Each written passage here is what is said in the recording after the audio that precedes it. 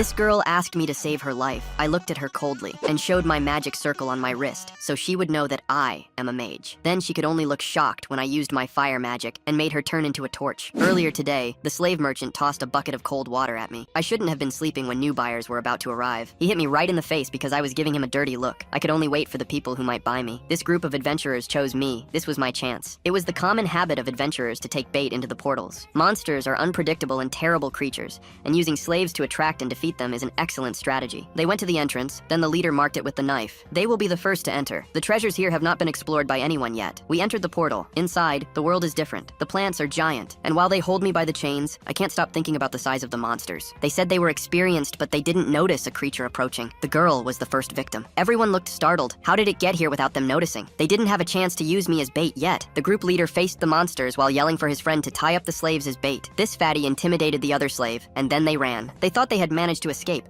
but then a monster reached them and buried the fatty in the ground. The leader was caught by the tongue of another monster and suffered the same fate as his friend. The red-haired boy saw me approaching and had hope of surviving. He begged for my help, but soon he realized that I wouldn't do anything. Furiously, he shouted, asking why a slave wouldn't obey his owner. I am not weak. Facing these creatures is not impossible for me. I took the mage's staff from one of them and the magic ring from another. The monsters attacked me from all sides. Then with fire magic, I eliminated everyone who approached. A fire mage is invincible in a long-range battle. The battle was long, but soon all the monsters were defeated around me. The girl was the last survivor and begged me to take her out of the portal too and save her life. My anger must have been visible on my face. I cannot stand those who use slaves, so I did to her what they wanted to do to me before. When I left the portal and returned to the city, people were startled. Why is a slave walking alone through the city? I couldn't simply run away. I need to get rid of these chains that bind me. What no one knows about me is that I remember my past life, when the last and most powerful adventurers died fighting the legendary dragons Gornthale. I was the last survivor of the great heroes, the last adventurer, El Palm. I fought until the end with every fiber of my body, but not all my power could win alone against this calamity. I trembled with frustration when I saw my allies die. My girl was eliminated in front of me. This is too frustrating. Perhaps my hatred, as great as the infinite, brought me back, because I surely died in that last attack. But I woke up in that slave prison 6 years in the past. Soon the news about me reached the Chief Lord Abbas. His employee warned that the slave returned without any scratches, and this was uncommon, as the bait is the first to die. Abbas found this very strange. How did all the adventurers die, and he survived? People use this strategy to attract monsters, and if the group dies, the slave also dies in there. Furthermore, a slave will always be a slave unless he pays his debt or dies. The man then told something more to Abbas. The slave possesses a magic circle. This is terrible in Abbas's eyes. Every slave will have negative feelings toward the merchant union, so someone like that being freed is a risk. Then the next part of the report made Abbas's jaw drop, as the slave came to register as an adventurer. Abbas jumped over the table when he heard that Lord Rakan himself was involved in the matter. If a high-ranking executive is showing interest in this slave, then this is very serious. When the employee left, Abbas reflected on how things work. Slaves are those who have debts with the Gafor market. If you fail to pay your debt on time, you will be forced to become a slave. That boy, he is a slave because his parents had a debt and didn't pay because they died of a disease. His parents bought the black moss on credit, so when the merchant union raised the price multiple times, the debt became 10,000 meso, our currency. El Pom was accused of not paying his parents' debt and became a slave to work until he paid the enormous debt. Now a person with so many reasons to hate the Gafor market was here. Pom sat in the office to negotiate. He knows that the man in front of him is Abbas, Rakan's left-hand man. The bearded man casually said that he accepts changing the contract from slave to F-rank adventurer. Pom smiled, then said he needs to be E-rank. Abbas stated that only very experienced people can be E-rank. A slave has no experience whatsoever. Pom then said that in 3 years he was bait dozens of times,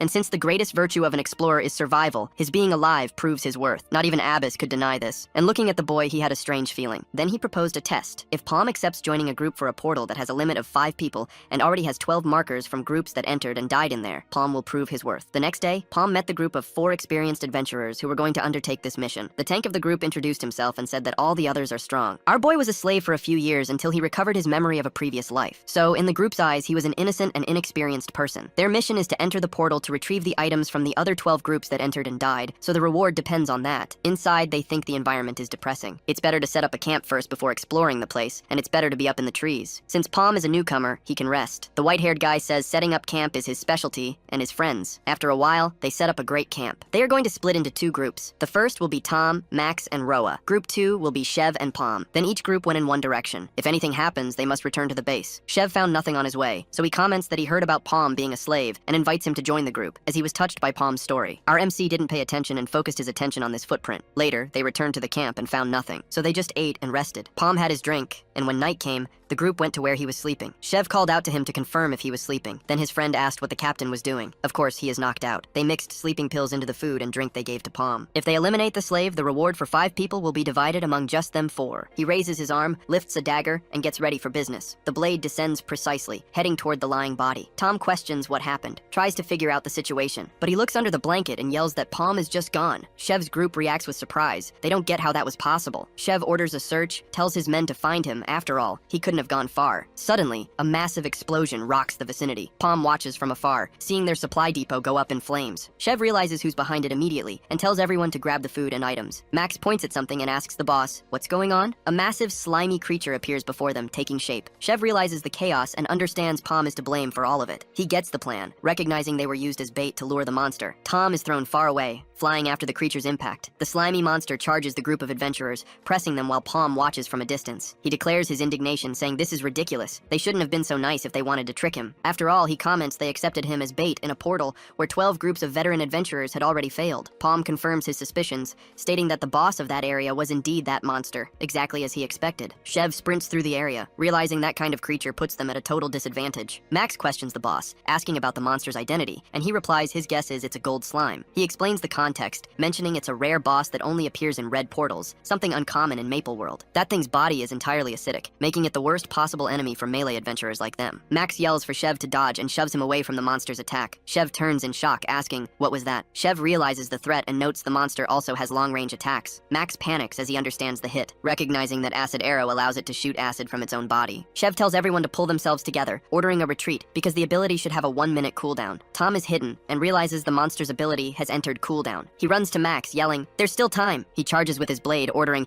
"Leave the monster to me!" But Shev tries to stop him, saying they need to attack together. The creature attacks again and repels Tom's advance. Max watches the scene, wondering what just happened. He states the logic, saying there should still be 10 seconds left on the cooldown. Then the creature fires its long-range attack once more. Palm stares at the now immobilized monster, commenting that it looks like it's all over. He reflects on it, admitting Shev's words weren't wrong. A gold slime strengthens itself with the items it consumes and reduces its ability cooldown. He understands the situation, realizing why previous groups failed, due to its abnormal size and the almost non-existent cooldown of acid arrow. The monster has already grown to reach the level of a yellow portal, so it's not something a first circle adventurer can face. Palm is certain there are no more items left in the dungeon and declares the mission a failure. He flashes back, remembering Abbas holding a scroll and challenging him to prove it. He just cracks a slight smile and goes with it. The gooey creature turns towards the newcomer, locking its focus. The slime monster gets a direct hit, taking the full impact of an attack. Palm watches from afar, wondering if, thanks to its maxed out resistance, his direct hit to the core did absolutely nothing. He sizes up the situation, figuring he'll need to land at least 5 more shots, but he just brushes it off, saying it doesn't matter. With a grin, he declares he's just gonna prove him wrong. He needs to hit the exact same spot, no room for error, so he takes on a challenge a regular mage wouldn't even think about. But he's not just any mage, he's the best telekinetic to ever step foot in this world, one of the titles he rocked in his past life. He fires off a fire arrow, sending the attack straight at the monster. The creature quickly swerves, showing off insane speed for its size. But he just declares it useless and preps another attack. The projectile nails its target dead on, causing an explosion. A core reveals itself in the center of its body, exposed. Palm leaps towards the vulnerable spot, charging in. He gets ready for the final blow, focusing all his strength, but he doesn't notice the slime launching a counterattack. With a smile on his face, Palm gears up to finish the attack. He launches the fire arrow and unleashes the shot. Then he pulls the string, transforms the tip into a massive spear, and hurls it. Palm uses the momentum to latch onto a tree, then keeps his eyes locked on the target, following its movement. The monster completely unravels, its body giving way. Smoke dissipates into the air, revealing an empty battlefield. Palm touches down, landing amidst the wreckage. Suddenly, Palm notices something approaching. The monster's core floats smoothly, heading straight for his outstretched hand. He grasps the item, his fingers closing around it. The absorption process begins, energy flooding into his body. Palm conjures a protective barrier, raising defenses around himself. In a different room, Palm sits at a table with a man and simply says, "I'm back." The eye patch-wearing man stares at him in silence, remaining across the table. He dryly comments that Palm wasn't just showing off, but Abbas questions why Palm returned alone and without the item. Palm replies that the group's amateur hunters plotted to steal his items. He explains what went down. Palm moved away to avoid them. Then they ran into the boss and, by all accounts, bit the dust. Abbas cautiously asks, did they die to the monster? Palm spills the truth. It was a gold slime. And the man quickly gets that, being that kind of thing. All the items inside the portal melted down. He fumes, imagining the loss, admitting the items rented from the merchant guild were destroyed, declaring it an unforgettable loss. But then the problem is this guy came back alive. There are a few common rules for portals. rules. The first is the limited number of people who can enter. The second rule explains that there are entry limitations based on difficulty level and circle level. And the third rule states you can only use the portal once because it's destroyed if someone survives and exits. The man understands the situation, concluding the portal is already a lost cause and that only Palm made it out alive. Let's be real. He decides that regardless of the reason, the fact is Palm failed. Palm calls him impatient and says he's not finished explaining yet. He clenches his fist and mentions the gold slime. The eye patch-wearing man stutters in denial, and then it clicks for him what happened. With a grin, Palm reveals, "I ate the monster's core." The man shouts in shock. He absorbed the gold slime's mana stone and reached 2 circles. He declares that's proof enough, making a point of it as Palm asks for his promised E rank. But Abbas cuts him off, immediately offering D rank instead, leaving Palm completely stunned. Abbas leans over the table and yells, "I'll give you D rank, and if you work for me, you'll be treated like a C rank adventurer." Palm signs the contract, formalizing the agreement. Abbas reflects on this, thinking that normally, giving C rank to someone not even at the first circle is preferential treatment. After all, he remembers adventurer ranks are heavily influenced by circles, which symbolize each person's power. Abbas concludes his analysis, deeming that Bastard isn't normal because you can't just climb circles by absorbing a mana stone. He recalls Palm's phrase, thinking of the moment he said it was just survival instincts. Abbas smirks at the idea. He pictures someone who barely became a first circle mage absolutely demolishing a second circle one. Now that shows gigantic potential for growth. With a greedy glint in his eye, Abbas decides he needs him. Palm catches the vibe, noticing his treatment improved faster than he expected and that the guy seems pretty impatient. Meanwhile, a portal opens elsewhere, signaling that something big is about to drop. They prepare to act. The first portal raid, made up of 100 Red Rank members, is about to kick off. With that, the first major event that Garmot's merchant union and the guilds have been waiting for will finally begin. Palm states there's no problem, saying he's also in a hurry, and that it's a good idea to move their plans forward. He turns to Abbas and declares he needs a favor. Abbas replies, "Just say the word." With an outstretched hand, Palm asks, "Lend me some money." Abbas lights his cigar and mulls over the request. He thinks about the nerve and concludes that Bastard is already going too far. Some say the portal era began with adventurers, but it was a trap set by the Black Mage, who killed many in the portals and destroyed Maple World's future potential. Then the remaining monsters grew stronger, which is why they lost. Maple World's doom was approaching in exactly 3 years. Abbas watches from the window as Palm then leaves the grand building, walking toward the exit. He pockets the money, acknowledging that while it's not enough, it's a good start. After all, the red level portal, the one for 100, only allows entry to those with 2 circles. The Garmot Merchant Union is investing in him precisely because they're targeting that portal. Spending all the money on items would be dumb right now, because ones at his level are super expensive. Palm walks down the street and heads straight for an entrance. He enters the establishment and looks around. A man greets Palm cordially, welcoming him to the Lith slave market and offering to guide him. The seller, very casually, asks what kind of companion he's looking for, like a mechanic or warrior. Palm calmly replies that he has someone specific in mind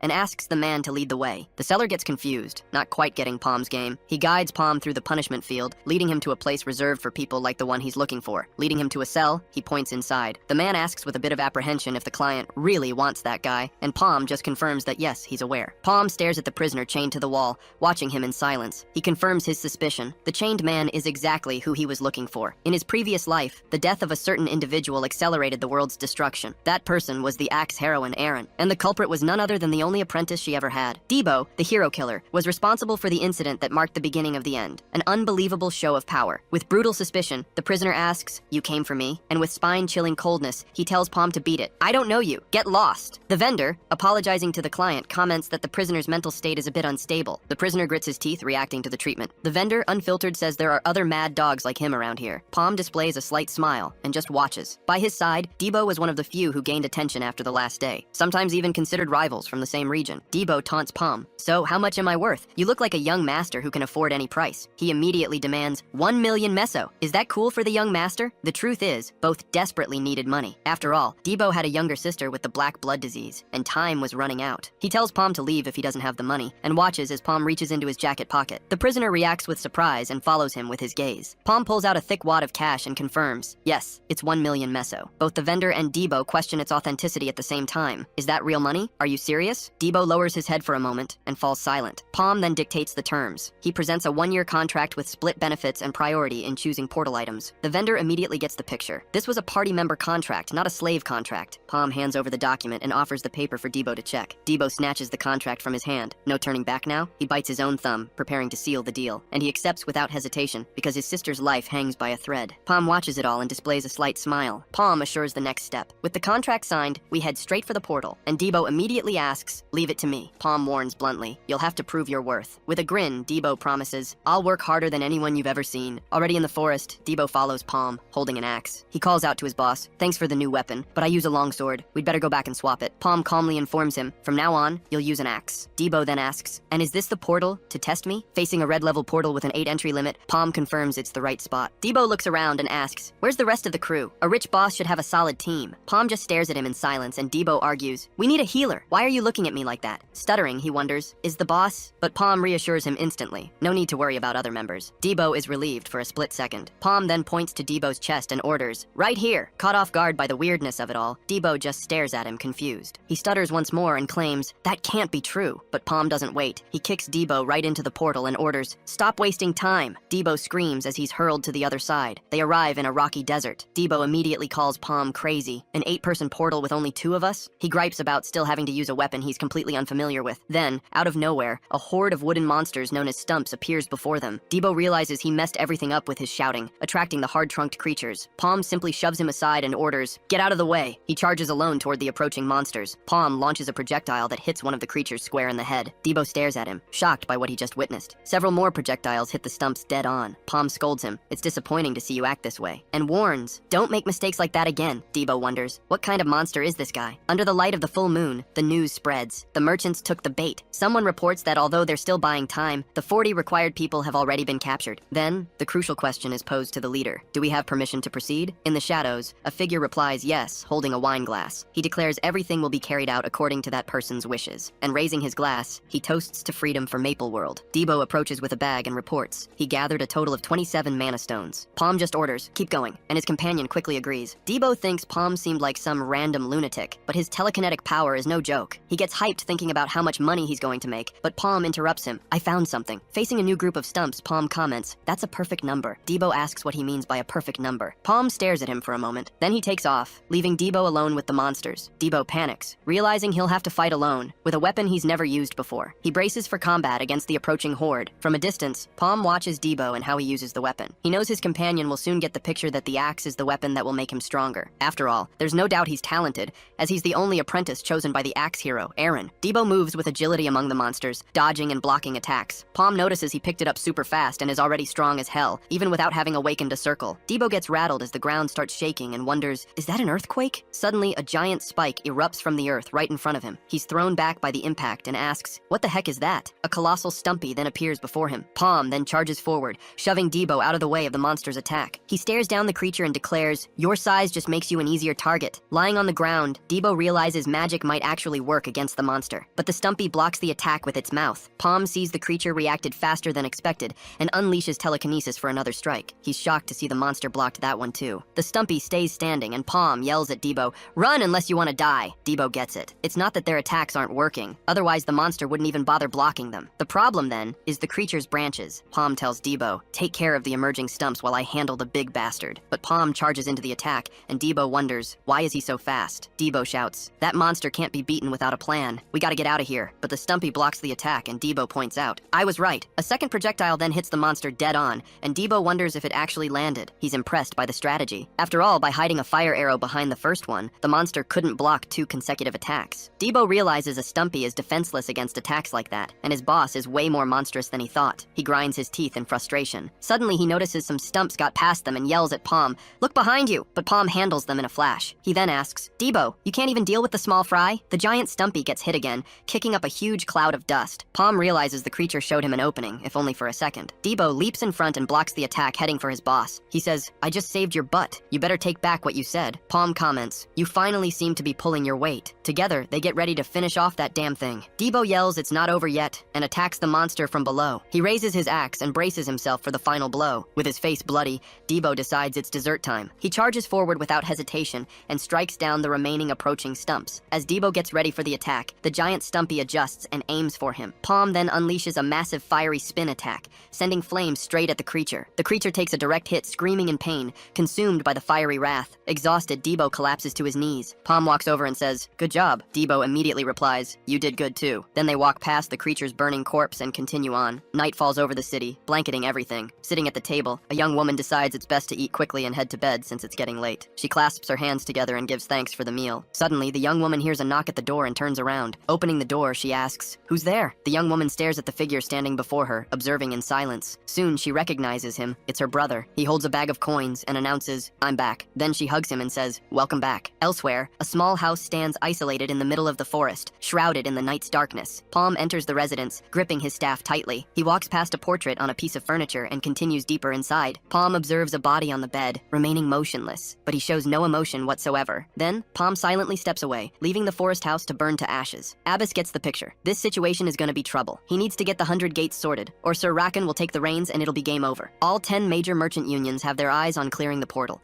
because epic or even legendary items are practically guaranteed inside. But Abbas snuffs out his cigar in the ashtray and warns, that doesn't mean the task will be easy, not by a long shot. He lays it out. The 3 Natasha sisters from the Goldrich Union are such a powerful trio that Gaffor's second circle adventurers don't stand a chance against them. All the unions will send their best teams, and the Gaffor Merchant Union will be easily swallowed up by all of them. Abbas holds up a poster with Palm's face and admits to himself he's a little hesitant, and for good reason. Suddenly, the office door bursts open, and Abbas barks, "Who the hell dares enter without knocking?" He spins sharply in his chair and faces the figure who just entered the room. Abbas recognizes the newcomer and identifies him. It's Sir Rakan. Already seated, Rakan asks if the list of groups to clear the portal is ready, then questions, "What do you think about that little friend of yours from last time?" Abbas explains that Palm has his reasons, but Rakan cuts him off. The death of Shev's entire party is the cause of his skepticism, and he won't change his mind. Rakan gestures with his hand and suggests Abbas needs to test him again. He quickly says there's a perfect place for it, and that to be practical, Abbas should gather all the groups he's considering. With a smirk, Rakan adds, "This time we'll have plenty of witnesses." Down by the portal, Debo arrives with a partner and states the obvious. Way too many people are showing up. A stranger approaches and asks, "You guys are the 5th group, right?" The leader of the front group takes a good look and comments, "There are 2 guys over there with a slave background." Other adventurers are already whispering that the duo isn't friendly at all, but one of them shoots back. It's normal for experienced groups to think like that. It's the law of the jungle. Palm reads the room and gets it. Everyone here is a real pro. They don't need bait. Way different from Shev's crew. An adventurer scans the clearing and warns, "That's it. Everyone's here." Abbas introduces himself and gets straight to the point. "I'll be clear. I'm giving you a chance to show your skills." The leader of one of the groups immediately asks, "What kind of chance would that be?" Then Abbas extends his hand toward the portal and explains the deal. It's the chance to clear it, simple as that. The man with the bandana and his partner's eyes widen, and they ask in shock, "Is he really talking about the 100 gates?" Palm watches the scene and hears one of the guys state, "Looks like we're getting special treatment." Abbas tells everyone to give it their all, and then a number 40 forms at the portal's entrance. The portal's entrance fully activates and glows with an ominous light. Transported to a dense forest, the group hears their leader question, "Are we in the same place again?" He turns to one of the mages and asks, "Should we just join the boss hunt? That would be a good deal for all of us." They decide to split up and agree to meet up at the first sign. Debo and Palm silently watch the other groups walk away without saying a word. One of the mages, Dolan, instructs his team, "Kill everything in your path. We don't have much time." Dolan stops when he spots a small creature moving and scoffs. "Is that all?" He figures the monster's a total waste of time,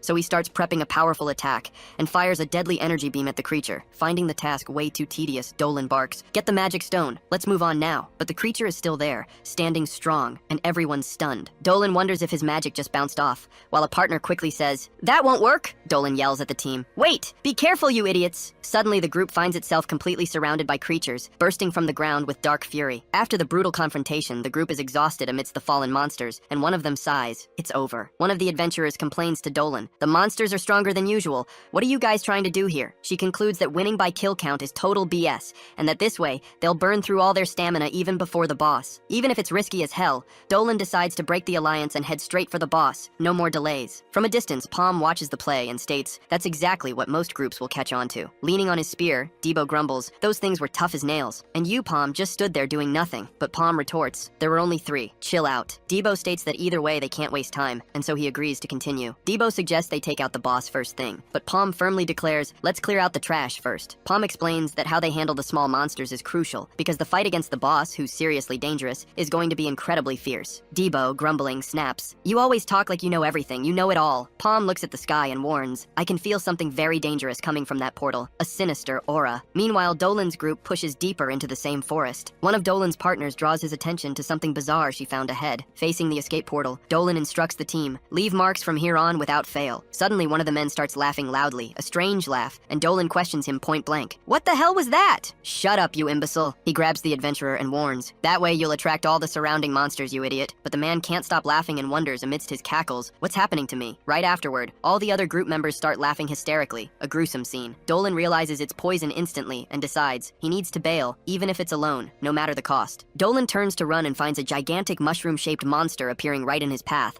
blocking his escape. Completely affected by the insidious poison, Dolan also starts laughing uncontrollably, an empty and terrifying laugh. The scene drastically shifts to an imposing river, squeezed between giant cliffs. Debo walks along the edge and realizes Palm hasn't fought even once today. Then suddenly, a signal bursts in the sky and Debo identifies it instantly. The group meets up at the spot, and the leader is totally shocked. They actually found the boss. It's only then he notices one of the groups is missing. But even so, he decides to start explaining after all, it looks like everyone else has already arrived. An adventurer warns that the wizard Dolan's group still isn't there, but the leader cuts her off. No reason to wait. So, he announces to everyone that they found the boss. And the moment they ran into it, they saw Dolan's group being absolutely decimated by the poisonous mushroom of madness. Startled, the adventurers' eyes go wide just hearing the monster's name. The adventurers immediately get that they need to give up on the boss hunt and find the escape portal, but Debo turns to Palm and asks if the monster is really that dangerous. Palm gets straight to it. This is the worst kind of boss we could possibly run into in a dungeon at our level. Can you hear it, Debo? He calmly explains that because of the spores, they have to use ranged attacks. But here's the problem. That won't do any damage, because the monster is resistant and super fast. The leader then drops the bomb. Unfortunately, the boss is right in the path of the escape portal, so it'll be impossible to leave without facing it. Debo immediately starts bragging, saying the monster is nothing and he can go wild with his invincible fire arrow, but Palm tells him to shut up right away. Annoyed, Debo talks back, but Palm warns, "We're dead if we go into this without a plan." Then he firmly questions, "Why won't your fire arrow even scratch the monster?" Palm explains that even the small mushrooms in that portal are super resistant, so it's safe to assume the boss is a tank too. An adventurer complains about how obvious that is, but the leader cuts him off. "We don't have time for this. We need to figure out how to act now." Raising his hand, Palm drops a bombshell, 50,000 mesos. The leader turns to him and asks, "What do you mean by that?" Palm clarifies the math. "It's 50,000 mesos per person,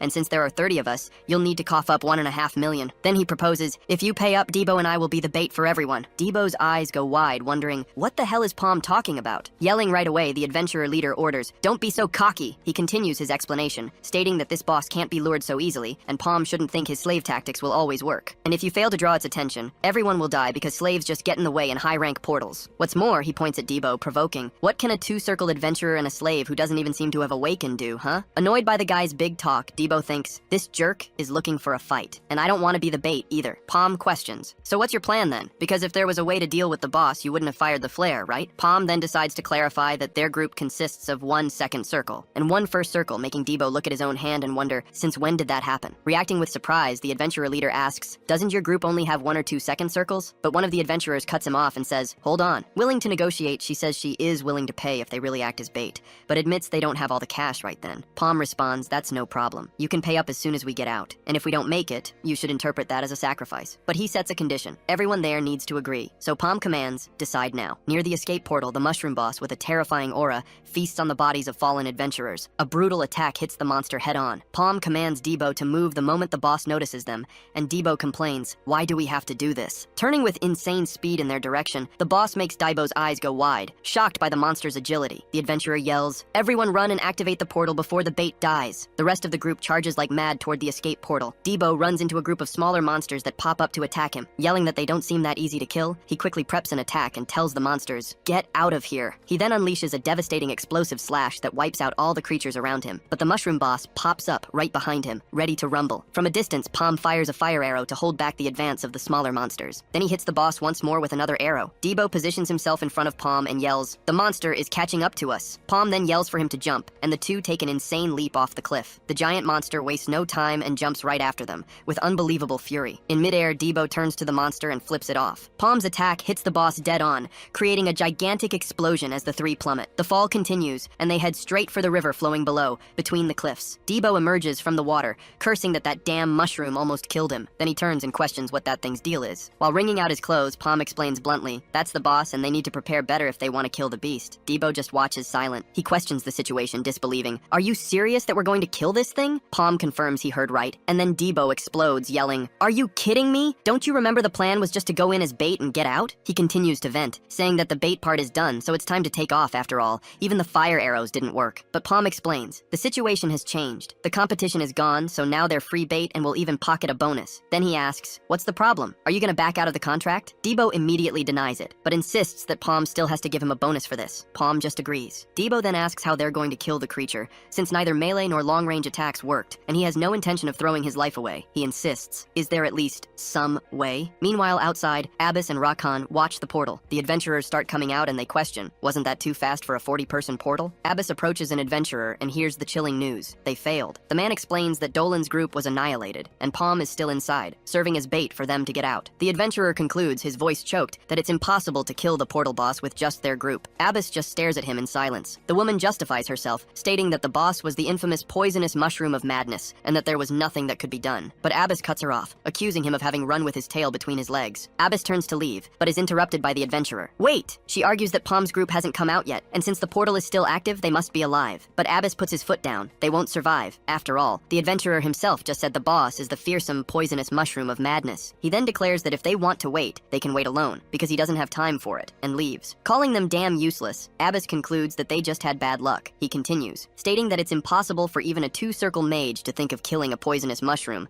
and that mediocre adventurers are of no use to him. Inside the portal, it's a whole new ballgame. Palm knows the kind of person he's looking for is someone capable of overcoming obstacles, someone who turns the impossible into the possible, and he totally fits the bill, all while prepping his staff for battle. Then he declares, it's time to start the hunt. The right strategy for the boss is clear. Keep your distance and attack with powerful long-range abilities. After all, the creature is faster and tougher than the others, and to top it all off, it spits poison. Prepping his attack, Palm tells himself that if he uses telekinesis to make the arrow spin, its power will drastically increase. The combined energy projectile travels at high speed, slicing through the air. It's a skill only he can use, invented when he thought of a bullet capable of making the impossible possible. Unleashing his technique, Palm lets loose the move he calls Revolver. The attack hits the monster head-on. The energy keeps piercing the creature's body. Palm watches intently, checking the results of his strike. A second energy projectile wreaks serious havoc on a tree. Even so, the monster stays on its feet, and Palm figures out the play. He missed the head, where the core is. Then, another explosion hits the upper part of the creature's body. Palm concludes it's tough to use Revolver while moving, and the main problem is the cooldown. He preps another attack and tells himself he needs to finish this before the boss recovers. The monster advances towards them again. Suddenly, the creature stops, looking disoriented. Palm shouts, "Now's the time!" Debo pulls a rope with all his might. The rope snags the monster's legs, making it stumble forward. The creature then face plants into the muddy ground. The monster slowly picks itself up, rising from the ground. From the top of the cliff, Palm watches the creature. The monster turns towards Debo and preps itself. Calling the monster a filthy mushroom, Debo attacks it with his axe. He continues to unleash blows against the creature. The blow opens a wound on the monster, which releases gas from its mouth. Debo turns to the monster and provokes, "So, why don't we play now that the air's all fresh?" Palm figures out the play, questioning if that's the monster's real head. He thanks them for showing him, and is already holding what looks like a flare. Debo instantly gets it. That's a flare, and the entire previous attack was nothing but a bluff. Then Palm, from atop the cliff, unleashes his revolver attack, and pure energy pierces the creature's silhouette. The attack hits the ground and causes a gigantic explosion, and an absurd amount of gas erupts from the monster's body. Debo grumbles, annoyed, that the guy was a pain in the ass to the very end. Then he's thrown backward by a rope that saves him from the detonation. He struggles to his feet and confesses, "I thought I was gonna die!" The monster's poisonous gas spreads throughout the area, and Debo still asks if it's really over. Palm confirms it's over, and Palm even praises Debo. "You did well." He states they'll grab the mana stone as soon as the poison clears, but he doesn't notice the creature approaching. Palm tries to quickly turn to face the new threat, and the poison starts dissipating from the monster's body. But then, a small sphere of energy emerges from the creature's remains, and amidst the desperation of everything that's happened, Debo starts to smile. Meanwhile, back at the office, Rakan laughs out loud and immediately asks Abbas, "Did you come back empty-handed?" He continues, saying his colleague's temper hasn't changed one bit. Abbas apologizes for what happened and says they should have let the Cygnus Knights handle it. But then someone knocks on the door, and Abbas, annoyed, yells for them to get lost, since he'd already given orders not to be disturbed. The door opens unceremoniously, and a voice announces, "I'm coming in." Abbas angrily questions, "Who the hell is it?" He quickly turns to see who the intruder is, and there, standing in the doorway, is Palm, who bluntly announces, "I'm back." Rakan, watching the scene, cracks a smile and declares, "This is gonna get interesting." Rakan turns to Abbas and asks what's going on, wanting to know if someone climbed out of their grave. He introduces himself to Palm and immediately lays it out. The guy's survival skills are insane, just like the rumors say. He continues, saying Palm is exactly the type Gafford needs right now, and the young man thanks him for the compliment, coolly. Rakan then declares he likes polite people and only has one question to ask. Then he calmly questions, could Palm show that same skill again at the 100-man gate? Palm answers straight up, "That's a tough one." Rakan just stares him down, silent after the reply. Abbas then snaps at Palm, "Is that any way to talk to Mr. Rakan? Think you can just pick your missions?" And reminds the kid not to forget he still has a debt. Rakan smiles and remarks, "If it's difficult, then it's not impossible." But Palm, who doesn't beat around the bush, says he'll change the question. He looks up, locks eyes with Rakan, and asks point blank, "What do you want?" In a tavern, Debo spits out his drink. He protests loudly. 5 million mesos per person is insane. That's 10 million total for the two of them. Palm turns to him and apologizes. Debo questions if Palm isn't getting too greedy. After all, they won't just walk away from the offer for their first major mission. Palm wipes his face and responds that it's not his problem. The decision is up to them. Worried, his companion comments that if things go south, Abbas will blacklist them both. Then he notices movement. Someone is approaching. The adventurer leader speaks candidly. Palm looks chilled out. Unlike them, them, who are feeling on the verge of death. Debo gets up pissed off and challenges him to a fight. Is that how you thank someone for saving you? But the man's companion bows and apologizes quickly. Iburu also apologizes, admitting he misjudged them and is ashamed as an adventurer. The other man hands over a bag of money and explains that everyone chipped in extra as thanks, but Debo refuses. Palm states again, what we agreed on was 1.5 million mesos. He explains coolly that he only did the job he was paid for, so they can skip the thanks, and warns, don't get this wrong. Iburu and his companion exchange glances, reacting to his vibe. Debo holds the money bag and mutters that he got carried away for nothing, and that he'll do the count now. Palm is sitting at the bar and asks Iburu his companion's name. Iburu questions, so Palm can do the job he's paid for? In the office, Abbas yells, he can't. He argues with Rakan that 10 million mesos is for a third or fourth circle adventurer, and accepting that will set a terrible precedent. Abbas suggests caution, saying Palm might just be testing the waters, so it's better to call him back to discuss the payment terms. Rakan just questions, you really think that? Abbas responds confidently that it wouldn't surprise him if he asked for double that cash. Rakan hands over a document and tells him to read it. Abbas reads the paper and gets that they're only sending Palm's group to represent the Gafor Merchant Union, and wonders what two people can do there. He continues reading and reacts to what he finds, shocked. He asks, is that for real? And Rakan responds that he paid a hefty sum for that information and would be in deep trouble if it weren't. The document reveals the name Dark Lord Jin, and Abbas gets the implications if that's true, an unbelievable danger. Rakan grabs a pen and warns, make no mistake. He points the pen forward and declares, the war has already started. The scene changes. The gate now appears surrounded by a gigantic camp. Various groups of adventurers await, gathered around campfires in palpable tension. A young adventurer comments in surprise that he didn't actually think they'd accept the terms. Palm warns the guy not to get hyped up and to focus, but Debo already responds that he's an experienced adventurer now too, you know? Sporting the Merchant Union's emblem on his cloak, he's showing off his pride. Meanwhile, other adventurers in the camp prepare tensely, the atmosphere heavy. Palm comments on the atmosphere, observing the vibe of the place, and Debo adds that it seems they have a new face around. An adventurer, Shounen from the Genus Union, comes over and asks if they're from the Gafor Merchant Union. Palm introduces himself and says, I'm just a C-rank adventurer. Shounen reacts surprised, commenting he thought only 2-circle adventurers could get in due to restrictions. Still baffled, the man keeps wondering how a C-ranker even got into the portal. It just made no sense. A blonde woman approaches the group and tells the guy to give them some space. She firmly explains she has business to handle with that person. Shounen backs off, annoyed he wasted his time, as the woman and her group move closer to Palm. In a flashback, Palm watches a scene unfold inside an office. Inside the office, he questions, why do I have to do this? Seated at the table, a woman tells him to just do as he's told, and asks why he's asking so many questions. The blonde woman seriously informs them, the Gafor Merchant Union will be working with the Cygnus Night Order at this gate. Following the teachings of Empress Cygnus, she's the strongest of the group and has shown an insane interest in this gate. Abbas explains the situation. The quota for the gate has already been taken, so they decided to work with the knights, and even though they're just trainees, the probability of success is high. He comments on possible hidden motives for them coming to this gate, stating the offer wasn't bad, so they're going to work together. Palm understands it won't be a problem if it's cooperative work, but he still thinks it won't be that easy. But Abbas admits there's something off about them, a smell that just doesn't sit right. Back at the camp, the woman introduces herself. I'm Kiri, leader of the Cygnus Order's rookies, and I hope you don't think we're on the same level. Not wanting any extra trouble, she asks him to just follow orders in silence, and that absolutely pisses Debo off. Kiri asks Palm if it's just the two of them sent by the Gafor Merchant Union, and he confirms that yeah, it seems that way. She questions the situation. Is Gafor not taking this seriously? Meanwhile, the Crocus group from the Dig Merchant Union prepares for the mission, an elite squad, and the Kubels group from the Marina Merchant Union also makes their presence known, flexing their power. Debo notices the shift in atmosphere and comments that the Merchant Union's elite completely changed the vibe. The air grew heavy. Suddenly, the arrival of a new group grabs everyone's attention, a brutal impact. It's the 3 Natasha sisters from the Goldrich Merchant Union. One of the 3 Natasha sisters walks ahead, flaunting the Goldrich Merchant Union's emblem, their aura of power clearly visible. Kiri watches the trio and comments that they're all for show, full of arrogance. A red-haired man steps forward and positions himself to speak to everyone there. He introduces himself as Longro and explains they are the invasion guard, assigned to provide support as everyone exits the gate. Longro decides to explain the rules one more time as a reminder, even though everyone already knows them. Clarifying the conditions, Longro states that the legendary item belongs to the merchant unions, not to whoever finds it, but everyone will be paid according to the agreed terms, no exceptions. He warns the group, if anyone is caught trying to steal an item, they won't just have to face their B-rank adventurer group, things are gonna get way worse. Debo notices a mark on one of the men's arms and asks, does that mean 5 circles? He looks at the rest of the group and wonders if they're all at that level, unbelievable power. Longro finishes the warnings and clears everyone to enter the gate. Kiri turns to Palm and tells him to follow her because she's going to lead the way. She announces, we will be the victors. Debo quietly questions what Kiri's deal is,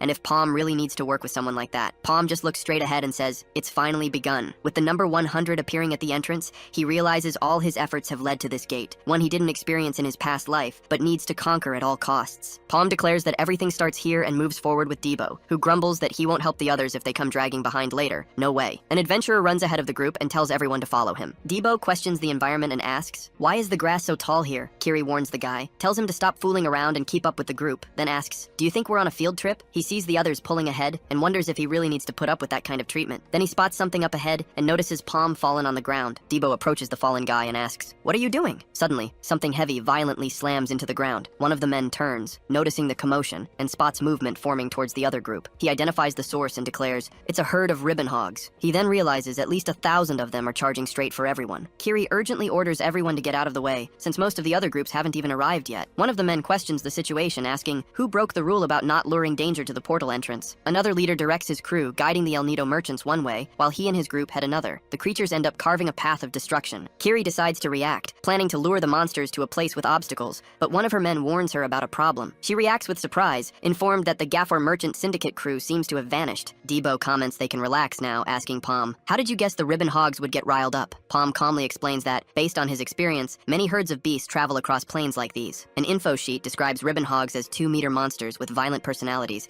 that act in groups of hundreds or thousands. He continues, stating that the merchant groups could handle the creatures, but would probably avoid confrontation to save energy. Since no one knows which monster they'll face, he declares it's impossible to complete the portal just by killing ribbon hogs. Palm remembers the past, recalling that the previous attack on the Sleepywood Gate was a complete failure where all the adventurers died. Debo approaches and asks, "What are you thinking about so hard?" Suddenly, a rope snags Palm's foot, and Debo immediately looks down. Next, a massive log trap is triggered, launching both of them sky high as Debo questions, "What's going on?" The structure reveals its true scale, a huge-ass trap. Palm catches Debo, wondering who could have pulled off something like this. A sword appears, slicing the trap's rope, and a bald man lands on the ground. He destroys the wooden structure with a single blow, revealing his unbelievable strength. The newcomer comments, "That trap is childish." Then his companion informs him, "That must have been the last of them." The bald man, named Babel, warns Crocus not to let his guard down. Crocus watches in silence, remaining with his arms crossed. He comments on the trap pattern, stating they mimic human tactics, which indicates intelligent enemies. He concludes they're ogres, tough monsters to face, equivalent to a red portal boss. Crocus confirms the severity, saying this reveals the portal's difficulty. Without someone at his level nearby, everyone would already be dead. He decides to take advantage of the situation and orders, "Follow me." On the way, he warns his buddy to watch out and not leave anything behind. Crocus glances back and sees his ally wiped out. In the same instant, 2 more allies get finished off in one shot. With no chance at all, someone else quickly finishes the job and takes down Crocus. A man shows up and calls him an idiot for acting like he knew it all. He explains the plan, saying they used the ribbon pigs to distract people entering the portal. Sitting on a rock, another person chimes in that the idea worked, and this is the perfect chance to make their move. The same guy finds all of it annoying and grumbles. As he gets up,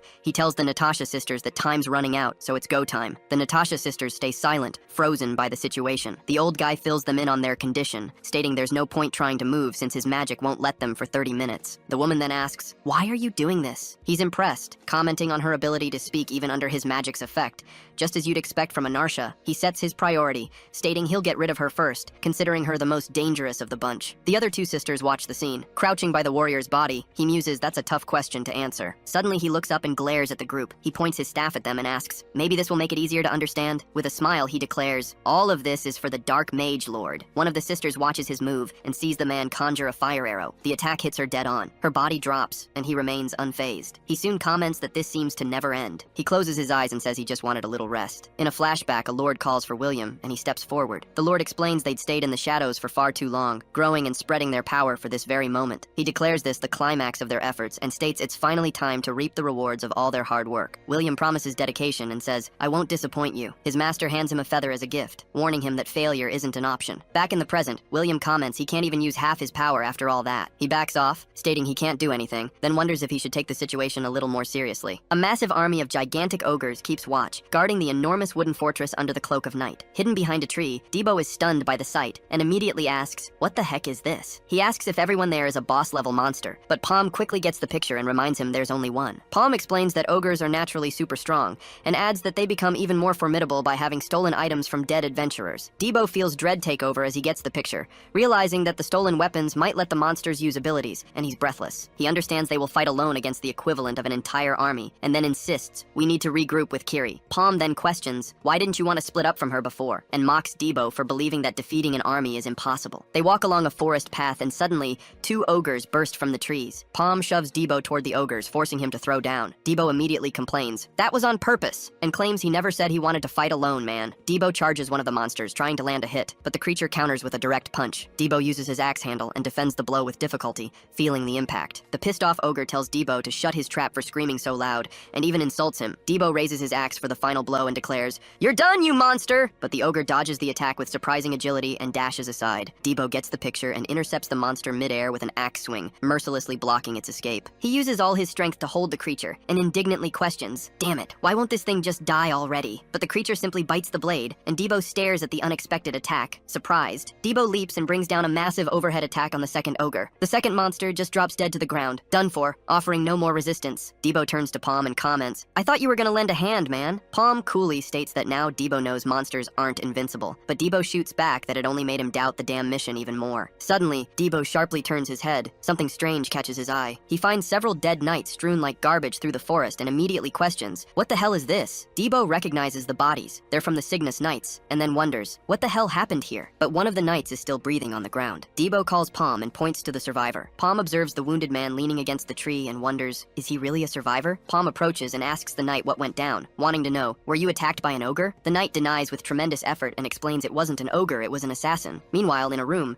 Abbas ponders the messed up situation. He concludes that it makes no sense and tries to organize his thoughts. Assassins are people who invade portals to kick the crap out of other adventurers, and the intel says evidence vanishes with the portal. Abbas thinks it would be a fight with no winners in this case. They'd waste a hell of a lot of energy and still raise suspicions outside. He assesses that a mercantile union would never take such a dangerous gamble, so he suspects that another force behind this would have something to gain. Back in the forest, Debo turns to Palm and calls him boss. Elsewhere, Kiri comments that it's been a while since she saw a certain girl. The wounded knight pounds the ground in anger and questions, why would Lady Kiri do this? Is there a traitor among us? Palm also doesn't get the picture, commenting, she's one of Cygnus's knights, why the hell would she be an assassin? And expresses his utter disbelief. Debo agrees it's a tough pill to swallow, and remembers that her orders at the portal entrance now seem to be part of a dirty plan. The knight catches his breath and reveals that, before finishing the job, she herself said who she was. Declaring herself a follower of the terrifying Black Mage, she made her sinister purpose clear. Debo reacts to the name as if shocked and asks, Black Mage? Did I hear that right? The ancient legend flashes in his mind. 800 years ago, a transcendent and malevolent being, known as the Black Mage, threatened the entire world. 6 heroes united in a colossal force to stop him, faced a great epic battle, and sealed both him and his dark forces. With the Black Mage's army in total chaos, the Allied forces advanced mercilessly and massacred all his followers. Debo comments, any citizen of Maple World would know that, man, and thinks it's impossible for her to be a follower. Palm decides there's no time to worry about ogres and declares they need to go after her. Now, he asks the knight, are you coming with us? And warns right away, get ready for a beatdown when we find her. The knight replies immediately, that's exactly what I want, and accepts the offer without hesitation. Meanwhile, Kiri races across rocky terrain, flying low. She reaches a clearing and finds William, who calmly greets her. I was expecting you, Lady Kiri. Beside him, a white-haired woman remains silent, watching everything as William calls out to Lady Kiri. William deduces she took care of the ribbon pigs and states the plan can move forward now that everyone is separated. He asks, did you receive the gift we sent? And tries to provoke a reaction, but Kiri remains completely silent. Wielding her sword with an imposing stance, she simply asks, who the hell are you people? Back in the forest, Debo helps the wounded knight, who reassures him. Palm will find her in no time. The knight holds a dagger in his hand and declares, this is great. Kiri advances steadily, crossing swords with an assassin. William watches the fight and praises the incredible performance of the Cygnus Knight's captain. Then, he wonders how long she can endure the combat, tracking every movement. Kiri prepares her attack and announces the rising sun. An assassin leaps towards her and declares, it's time for you to die. But Kiri unleashes her solar strike and flings the enemy away. She demands, reveal your purpose if you don't want to die right here. Kiri maintains her firm stance,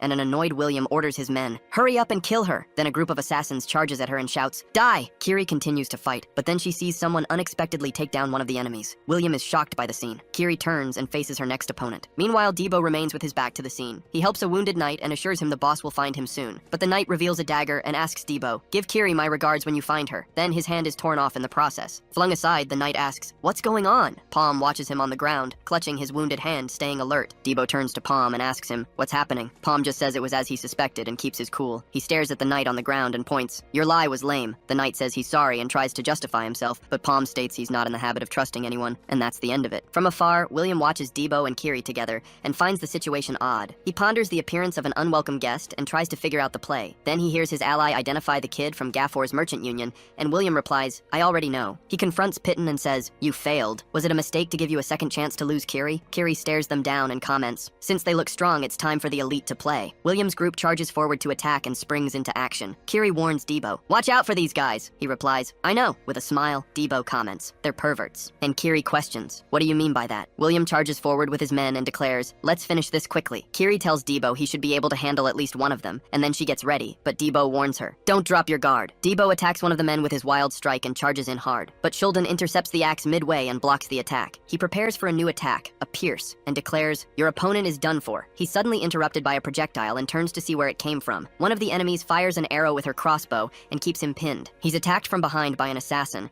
then curses both of them as scumbags. Struck head-on by a superior charge, Debo loses his footing. Debo kneels on the ground and comments that the cut wasn't deep enough. The assassin approaches and says, "I'll end your misery right now." He leaps into the air and prepares a jump attack. Kiri intercepts the blow at the last second and asks her ally, "What do you think you're doing?" One of the men is surprised by the intervention and tries to react, but Debo silently appears behind him. Debo tells Kiri to chill out and explains he was just messing with the enemy. He attacks the man and sends him flying with his axe. Another opponent calls him a bastard, and Debo faces the incoming charge. He dodges an incoming attack and stays focused. Debo uses his explosive slash, taking out the enemy in one swift blow. One of the knights watches the fight and wonders, how can he be this strong? The same knight shakes his head, clearly disappointed by his fallen comrade's performance. Kiri slams Shulden to the ground with a single blow and holds her ground. She glares at him and asks, "Is this what you call elite?" The knight watches the scene, cursing them under his breath. William takes a deep breath, deciding he'll have to step into the fight. He readies his staff and declares, "You've wasted enough of my time." Debo looks up, reacting to a fire arrow. A massive arrow rockets toward him, slicing through the air. He realizes the attack is even faster than the boss's and narrows his eyes. The arrow slams into the ground, unleashing a massive explosion. William scoffs and says, "My fire arrow is on a whole different level. It would be impossible to dodge anyway." Palm leaps through the flames and lands right in front of Debo. William glares at him and asks, "Who the hell are you?" Palm points a finger in their direction and steps forward. Palm tells them to hold that thought and warns, "We've got other guests." A colossal beast emerges from the trees, charging toward William's group. The two men react to the monster's sudden appearance, falling back instantly. An entire herd of ribbon pigs charges en masse and swarms the field. William stood there, staring at the giant creature's body and the aftermath of that battle. He thought that thing was a massive pain, and the other jerks just bolted after throwing it at the squad. Gerald approached and immediately apologized to Sir William. Then one of his men reported he was just finishing up handling everything there. William said they had no time to regroup, so the order was clear. They were going after them. He thought the situation was turning into a headache, and Palm really seemed like a tough nut to crack. William remembered. His man had warned him about Palm, but William had reassured him, saying he'd handle the guy himself. William declared, full of himself, that it was impossible for anyone to be stronger than him in that portal. He was supremely confident. Kiri asked if Palm got a good look at the enemies in the end, and Palm warned her to be careful, because those guys wouldn't die that easily. Debo questioned why Palm hadn't finished off the enemies earlier, when he had the chance. Debo figured out Palm's play, and was stunned to hear the enemy was stronger than him. Palm recalled the opponent's fire arrow, and the scene flashed in his mind. He explained that his own fire arrow barely managed to change the attack's direction, and didn't even truly affect him. Debo refused to believe it, said the guy couldn't be stronger than the boss, and told Palm to stop messing around. Debo asked if they really just ran off, and Palm confirmed. Palm showed Debo a ring, who just stared, not getting what was up. He revealed that the circle on his arm had grown to its limit, and that worried him a ton. Palm explained that, being at the top of the second circle, they should be equal to, or even stronger than the enemy. That was the logic, but the guy's magic had something Palm couldn't figure out, because somehow it strengthened his ability. Debo was incredulous, concluding that this made the guy the strongest adventurer in the portal. Debo suggested using the same tactic with the ogres, but Palm shot it down immediately, saying that could be used against the group. Palm questioned if Debo didn't understand the mess they were in, and tried to make him see the risk. Kiri interrupted him, saying that the information about a dark mage follower hidden among the knights could change everything in the future. She insisted they should go outside first and tried to guide them. Kiri suggested they should give up on clearing the portal, and voiced her concern. Palm replied that it was useless, leaving the other two completely confused. Kiri questioned if he was still after that small reward, and reminded him he used to be a slave. Palm asked what would happen after they alerted people, and pointed out the followers had been hiding for hundreds of years. He explained that exposing them would be like cutting off a branch, because they'd just hide again and turn into parasites. Kiri gritted her teeth in anger, showing only frustration. Palm held her back, and insisted that wasn't gonna fly. Kiri then questioned him, "What do you want us to do? We're being chased, and we need to get out of here." Palm simply said, "We should let them know." Then he completed the idea, and revealed who the true hunters were. Shulden was running through the forest at high speed, cutting a path through the trees. He said they needed to find them fast, because if they escaped through the portal, their pest necks would be at risk. Suddenly, Debo appeared in front of Shulden. Debo smiled and asked, "What's up?" Debo's axe collided with Shulden's weapon, forcing the knight to fall back. Debo called Shulden stupid for looking for them, and swore he'd kill him this time. Palm intercepted the attack, flung the man aside, and Shulden yelled Andras's name. Kiri broke free from the vines that held her. Debo asked Shulden, "You really think you can get distracted in the middle of a fight?" An enemy advanced with their dagger and screamed for Shulden to die. Debo dodged the attack with pure agility. Shulden reacted to the move and questioned, "What is he doing?" Debo landed a punch on another enemy, and knocked Shulden down with them in the confusion. He followed up with a direct hit to his opponent's face. The archer was shooting with her crossbow, aiming at one of the adversaries in the distance. Kiri ran past her, and the archer wondered what was going on. Kiri intercepted the strike from another sister attacking the first one, and blocked their advance. Kiri's sword clashed with her opponent's. They crossed blades in a stalemate and pushed against each other. Kiri warned her, "Don't look away, because I'm already sick and tired tired of how things are going. Nearby, William commented that it looked like the fight had started, but he was still curious about one person. He spotted a silhouette in the distance and asked if they were waiting for them. The figure revealed itself as Palm, appearing with his staff in hand. William decided they should also get started there, and both prepared their weapons. William smiled and conjured a fire arrow. Palm raised his magic focus and prepared to launch his own fire arrow in response. The two fire arrows collided in a giant explosion and threw Palm backward. William watched the scene and saw his opponent launch another fire arrow his way. He found the guy's skill incredible and just went along with the attack. The two shots met halfway and resulted in another explosion. Palm raised his arm to brace for impact and shielded himself from the force. William created a gigantic stone stake and launched it at his opponent. Palm stared at the projectile and identified it as a simple rock. William grabbed Palm right after and asked, "Is that all you got?" Palm spun his staff and prepared another fire arrow. The attack hit Palm head on, and he blocked the impact with his own staff. William's eyes widened, surprised to see Palm manage to avoid the blow. He admitted the outcome was unexpected and commented he was sure his opponent didn't have the power to block that attack. William asked how the guy did that, but got no answer as Palm remained silent. William let out a short sigh and admitted it wasn't like they could chat in the middle of a fight. He decided he'd find out for himself and charged forward. Palm stared down the charge and held his ground. He unleashed his revolver attack, releasing the magical spiral. William questioned, "What is that?" and observed the technique. He realized Palm was using telekinesis to spin the arrow and noticed it was drilling through his magic like a drill. William stated he had never seen anything like it before and let slip a comment. The magic collided in an explosion and ripped open a crater between the two. William finally understood that his opponent strengthened the ability with telekinesis and assessed the situation. He watched Palm from across the crater and called him the kind of person they'd consider a genius. And with a smirk, William revealed that was the type he hated the most. William invited him to have a little more fun and asked him to show him more of what he could do. William said he was done playing around with him and changed his tune. He launched a fire arrow his way and fired the attack. Palm prepared his own revolver attack and countered the shot. The impact hit him full on and caused a massive explosion. William just smirked and said, "Finally." He questioned if the guy had already used his two shots and displayed a ring on his hand. William unleashed his poison breath and released the toxic mist. The attack hit Palm head on and covered him completely. The blast expanded and covered the entire surrounding area. The poisonous smoke dissipated through the forest and lost its strength. William explained he forced his opponent's fire arrows into cooldown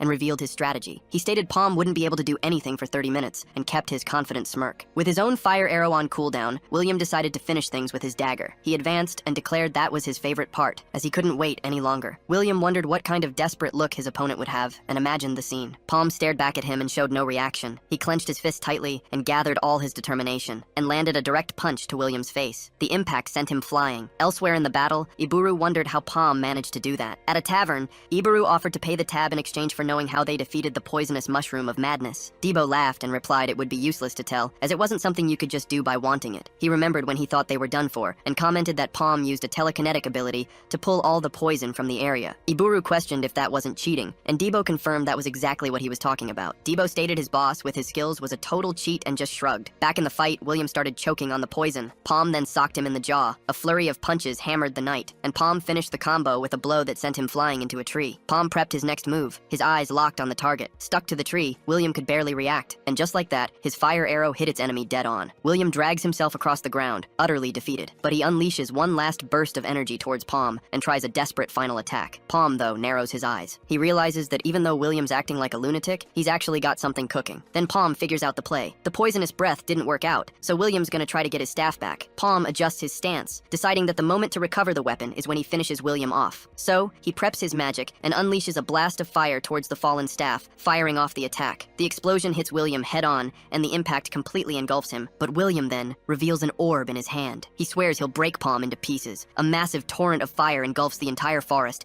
and the power is unbelievable. Palm hits the ground and admits he let his guard down. He didn't expect his opponent to have a flame orb up his sleeve, and recognizes a mistake he wouldn't have made before. With the barrage of fire orbs heading his way, Palm realizes he's lost his touch, his edge. From a distance, Debo watches the explosion. He turns to Shulden, who he's still holding by the neck, and calls for his boss. Meanwhile, Kiri finishes off her opponent in a single blow, oozing power. She gets pissed off and warns Debo, "Stop messing around and finish this. Palm's opponent is too strong." But Debo responds, "That's what I was going to do." Then suddenly a crossbow bolt pierces Shulden from behind. A horde of green ogres charges towards them. Kiri tries to take control. "Focus! Finish them fast!" But Debo warns her, "Don't underestimate them." He notices a strange-looking ogre sitting on a throne in the middle of them, and frowns. Amidst the flames, William wonders if Palm, that scumbag, is finally dead. He spits a large amount of blood onto the ground and tries to catch his breath. William admits the opponent wasn't bad, and wonders if he should have asked his name earlier. A voice behind him then simply says, "Palm." William spins around and stares at the figure, unable to believe his eyes. Palm warns William, "Remember this well. That'll be the last name you hear." William calls him a cockroach and says it's useless to bluff, but Palm admits, "I have to agree." Palm reveals reveals a stone and claims it's almost impossible to defeat him with only 2 circles. William stares at the object and identifies it. It's a mana stone. He calls Palm a crazy bastard and asks, "Is your last hope to absorb the stone to level up?" Palm then calls William an idiot bastard and explains, "Just absorbing the mana stone won't make you level up." He agrees and says, "What you need is experience and knowledge." William's reaction is pure confusion. But then, a new magic circle forms, and energy takes shape around him with a devastating aura. Palm states that William doesn't need to worry and declares, "I already have enough of these things." William accuses him of trying to scare him with bluffs again and rushes in for the attack. Palm just watches the approaching strike and stands firm, and then he launches a fire arrow. The attack forms into a huge blast with unbelievable power. William's eyes go wide in shock as he recognizes the flame orb. Using his other hand to combine the attack with his telekinesis, Palm amps up the shot even more. The projectile spirals forward toward William, tearing through the air with fury. William takes a direct hit and spits blood. Completely engulfed by the blast, he screams Palm's name as the flames consume him. Palm watches him amidst the fire, his expression unchanged. As his opponent's body burns, Palm just comments, "I forgot to ask his name." In the forest, Kiri's down and wounded, and then the goblins charge in. Debo holds her close, but Kiri comments, "Things are getting complicated." He pulls out his weapon and glares at the enemies, ready for a fight. Debo rushes in, taking out monsters one by one, counting 16, 17. Kiri can't get how he's handling the enemies so easily. She's asking what the heck is going on. He declares he can see their movement patterns easily now, so he adjusts his stance. As he takes down another creature, Debo already hits 18. Then he unleashes a powerful strike against the goblin, putting his full force into it. The blow lands true, dealing massive damage. Kiri wonders what on earth she's looking at. A goblin shaman whips out the orbital flame, and Kiri is completely shocked. She can't get how a monster can use something like that. "Hiding," she groans, because she never expected a monster to be able to use an item. She asks herself if they should just stay hidden until they find Palm, and prays he's still alive. But then a group of goblins charges toward her and Debo. Kiri fends off one monster's attack, raising her sword. She reacts, counterattacking a goblin, but Debo gets hurled away. Kiri catches her partner and says, "I can't leave you behind," but Debo insists, "I can deal with them one by one." A massive explosion hits them with incredible force. The goblin shaman materializes and declares, "He won't be your opponent," and then another attack is launched their way. The energy sphere explodes on impact, a devastating aura. One of the goblins charges forward, closing in with a macabre grin. 2 figures pop out of the dust, leaving one monster totally confused. Palm emerges from the smoke. The cavalry's here. Kiri, still on the ground, turns and stares at him. Palm lowers his head for a second and takes a deep breath. He spins his spear in a quick circle and gets ready. It's about to go down. From above, the shaman watches the goblin horde charge the newcomer and reacts. The shaman attacks one of his own goblins from behind, surprising everyone with that move. Kiri watches the scene unfold and calls him unbelievable. She wonders if Palm is really from the first circle, then watches as he goes all out on the goblin shaman. Debo also gears up to attack with his axe. He hurls his attack at the monster, going all out. The blow streaks straight across the battlefield, but the attack is repelled, sending both Debo and Kiri flying back. What power. Wounded, the goblin shaman struggles for breath. He preps a new spell with his staff, gathering a sinister energy. Palm steps in front of Kiri and says, "Get back, Kiri, I got this from now on." The monster unleashes a powerful blast of energy. As it closes in, the attack is intercepted mid-flight. The shaman watches the scene, clueless, and freezes, dumbfounded. Suddenly, his body is split in half. A fatal blow. Kiri stares at the scene, utterly shocked by what just went down. Palm says, "Looks like I wasn't too late after all." Abbas grumbles that 4 days have passed without a peep, so he announces he's gonna refuse defense missions from here on out. But then he spots a commotion in the distance and wonders what the heck that noise is. Suddenly, a giant root smacks Abbas, and he's like, "What the heck is that thing?" The enormous root writhes in the air, lunging forward like a living strike. A man rushes over, calls for someone else to fetch the bishop, and reports, "Some people returned, but the gate's gone." Abbas hears the news and is stunned. He questions if they really made it back and stares at Palm, Kiri, and Debo, wounded on the ground. Palm's eyes snap open, and he wakes up. He wakes up in a bed and asks, "Where am I?" Abbas comments, "You're finally awake." Abbas warns him to spill the truth, then says only the 3 from the Garfer merchant group seem to have survived. He asks what happened inside the portal, and Palm repeats, "Only the 3 of us are left." Palm gets treated and regrets not imagining everyone else would die, but he's warned to answer properly. Palm reveals there was a demon in there, which totally throws the healer for a loop. He asks for a pencil and paper to draw what he saw, claiming he doesn't know the creature's name. Abbas reacts to the drawing on the paper, showing unease. A man shouts from inside a tent, "That makes 0 sense." The leaders of the merchant guilds are gathered, questioning, how did 100 elite people die in a red portal? Toriel, a rep from the Sky Merchant Guild, reveals his cousin was among the victims, and he tries to hold back his outrage. Abbas shows a drawing and explains that Palm described the portal's boss as a green ogre. The other men comment on this, saying green ogres can't use items, so it couldn't have been easy for 100 people to fight him. One of the reps refuses to accept the situation, his expression hardening. Franco, from Goldrich Merchants, steps in and declares, "There's no way my Natasha lost to a creature like that." Abbas questions, "What are you trying to say?" keeping his tone serious. Franco suggests there was foul play and says nothing else would make sense. Backing up the suspicion, Toriel claims the 3 survivors are from the same group, and someone could easily take advantage in there, you know? Ibaru butts in, declaring he can't stand hearing that garbage anymore and says, maybe they survived because because they had someone stronger. Franco reacts angrily, accusing him of implying the other guilds aren't as good as Garfor's, but Iburu retorts he's just telling it like it is, and the argument rages on, with both trading barbs and snide remarks about their guild's ranking. Abbas watches the scene and asks, "Are you two done?" Franco gets up from his chair and demands Iburu present proof of what he's saying. Iburu doubles down, stating they didn't bring any items out of the gate and had no reason to. Come on. Palm thanks them, says his goodbyes, and Abbas tells him to take care. A man next to Abbas leans in doubtfully and questions, "Is it really okay to let them go like that?" Abbas replies calmly and says, "They've already reached a conclusion." The group moves silently, walking through the forest. Suddenly, a creature watches them from behind a tree. Kiri shows unease and asks, "Is that really following us?" The small creature stares at them, not looking away. She questions why he's hesitating and pushes for a decision. In a flashback, Palm explains the plan. Get rid of the items and injure themselves before exiting the portal. He recalls his choice at that moment and keeps his gaze steady. Inside the bag, an item shines and reacts without warning. The plan was to kill the boss and ditch the items, but Palm snagged one. It was the Phoenix Feather, an item that boosts fire magic power. Palm holds the glowing item, realizing he needs to get that unexpected score out of the portal. Kiri tries to warn him, reminding him that taking any unregistered item would raise suspicions of sabotage. She advises him not to be greedy and to stick to the plan, stating, "We already found the exit portal." Amidst the scene of destruction, the two talk and analyze the situation. Palm keeps his voice low, explaining that the snail is a pet that collects items and has no attack power. He reveals that it's a life form found after the portal opened in his past life, and shares what he knows. Palm shows off the Phoenix Feather with the snail on his shoulder and watches her reaction. Kiri stares at the glow, surprised he managed to bring the item out, and he replies that he preferred to try something rather than leave empty-handed. She asks what he plans to do now and waits for an answer, but he just says, "Don't rush." Walking among the debris, Palm says they need to be careful gathering intel, so enemies don't hide even deeper. He states that the others must have returned by now, so he concludes they just need to wait. Elsewhere, it's revealed, multiple unions were annihilated, and the raid was a colossal failure. A man reports that everyone was killed by the boss and states that despite the suspicion of sabotage, the lack of evidence closed the case. He's relieved he wasn't exposed, even with the mission's failure, and is already prepping for the next one. Kneeling before a mysterious figure in a room overlooking a storm, he keeps his head bowed. His superior just asks, "You weren't caught?" The man reports that the plan was to kill everyone,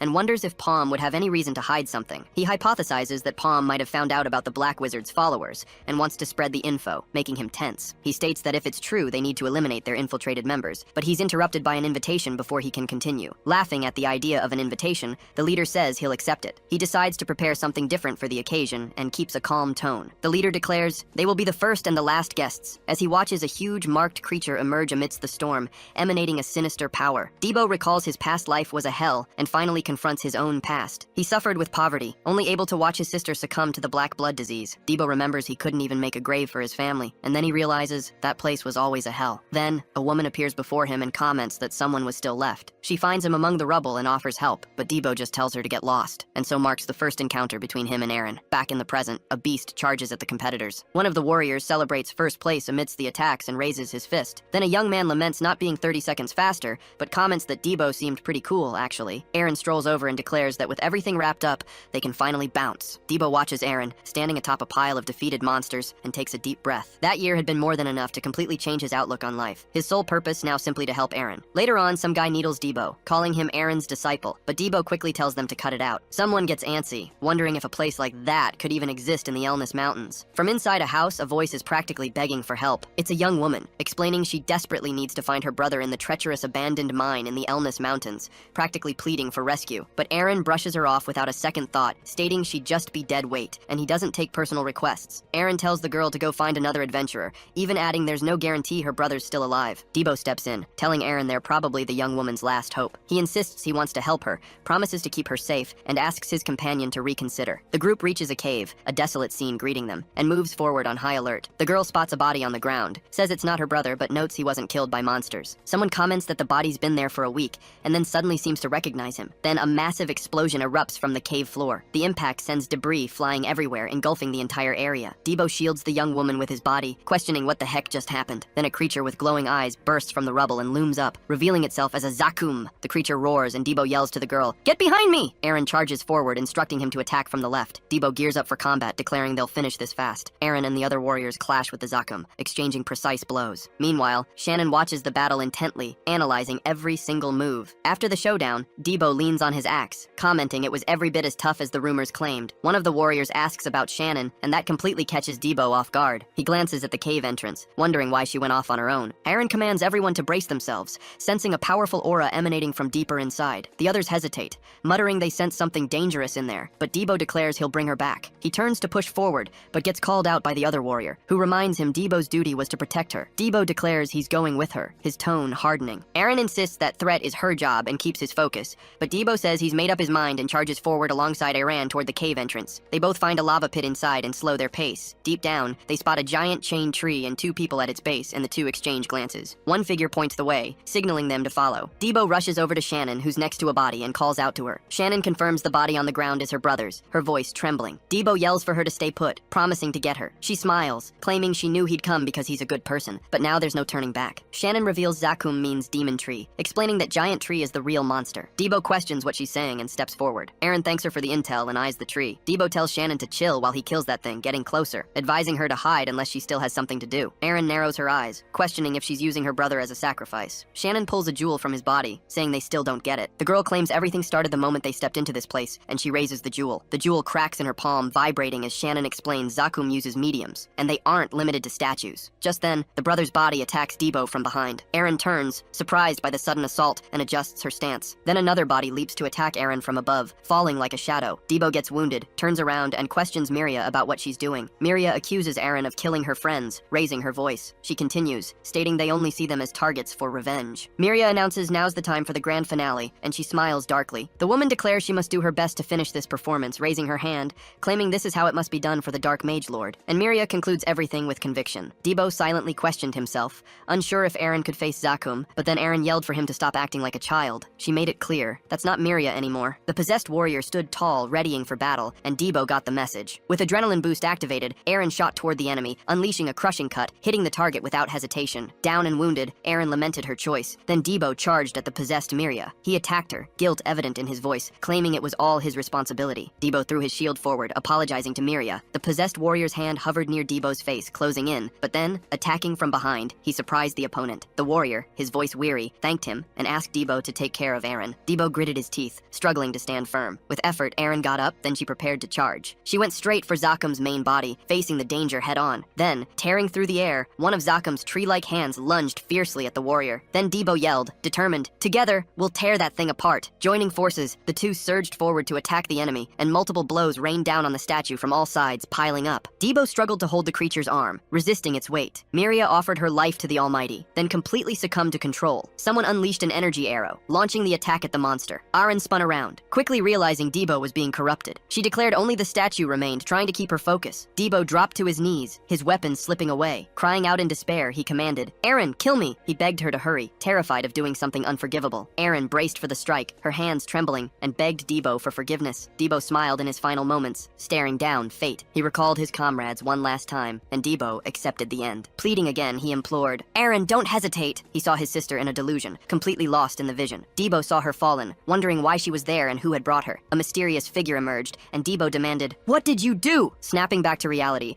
Eren vowed to end this fast. Debo yelled he wouldn't forgive her for involving his sister, then completely lost it. He charged, axe raised, and attacked Eren. Blocking the blow, she commented, "His senses are incredibly sharp." Eren prepped for the final move, gathering all her remaining strength. She focused to finish the fight, holding her breath. Then Eren unleashed the final blow. The Zakum statue stared down the imminent attack, but stood still. Rushing to intercept the strike, Debo threw himself in the path. Eren realized this was the only shot, understanding she couldn't stop. With Debo's body blocking the monster, she struck him and apologized. The powerful blow hit Debo and the statue head-on, exploding in a devastating impact. Lying on the ground, Debo struggled to comprehend what was happening. Eren smiled in relief, commenting, "Looks like you're finally back." Severely wounded, she expressed relief at being able to say goodbye. Debo shouted her name and asked, "Was it really you all along?" Desperate, he wanted to know why he hadn't been killed as he asked. Fallen, she revealed Debo was the true chosen one to stop the Black Mage, thanks to his extraordinary talent. Lamenting his own weakness, he said, "I can't get stronger like you." With a faint smile, Eren handed the world into his care. She affirmed her belief in his success, but was breathing with difficulty. In her final moments, she called him her only disciple, and Debo tried to wake her. Eren closed her eyes forever and passed on. Debo, after telling the heroes everything, abandoned that place. He recalled a hell, a place where he failed to protect his objective and redeem himself, reliving the weight of his own sins. In that distorted landscape, Debo stared at a distant figure. Then a powerful attack of unbelievable energy was launched against him. The attack generated an immense explosion, consuming everything around it. Waking up in a bed, Debo jolted awake, his body trembling. His sister entered the room, commenting, "You finally woke up. How was the nightmare?" Debo wondered if it was all just a dream, trying to remember, until his sister warned, "Someone came to see you." Slowly getting up, he walked to the door. Palm met him, informing him that the plans were moved up up and he should prepare to leave. Debo, however, asked, "Don't we get any holidays?" In a meeting, a man questioned Palm if he escaped by gaining another circle, and he quickly confirmed it. Then the man questioned his intentions, trying to figure out what Palm was plotting. Iburu tried to pressure him, offering a reward for more info,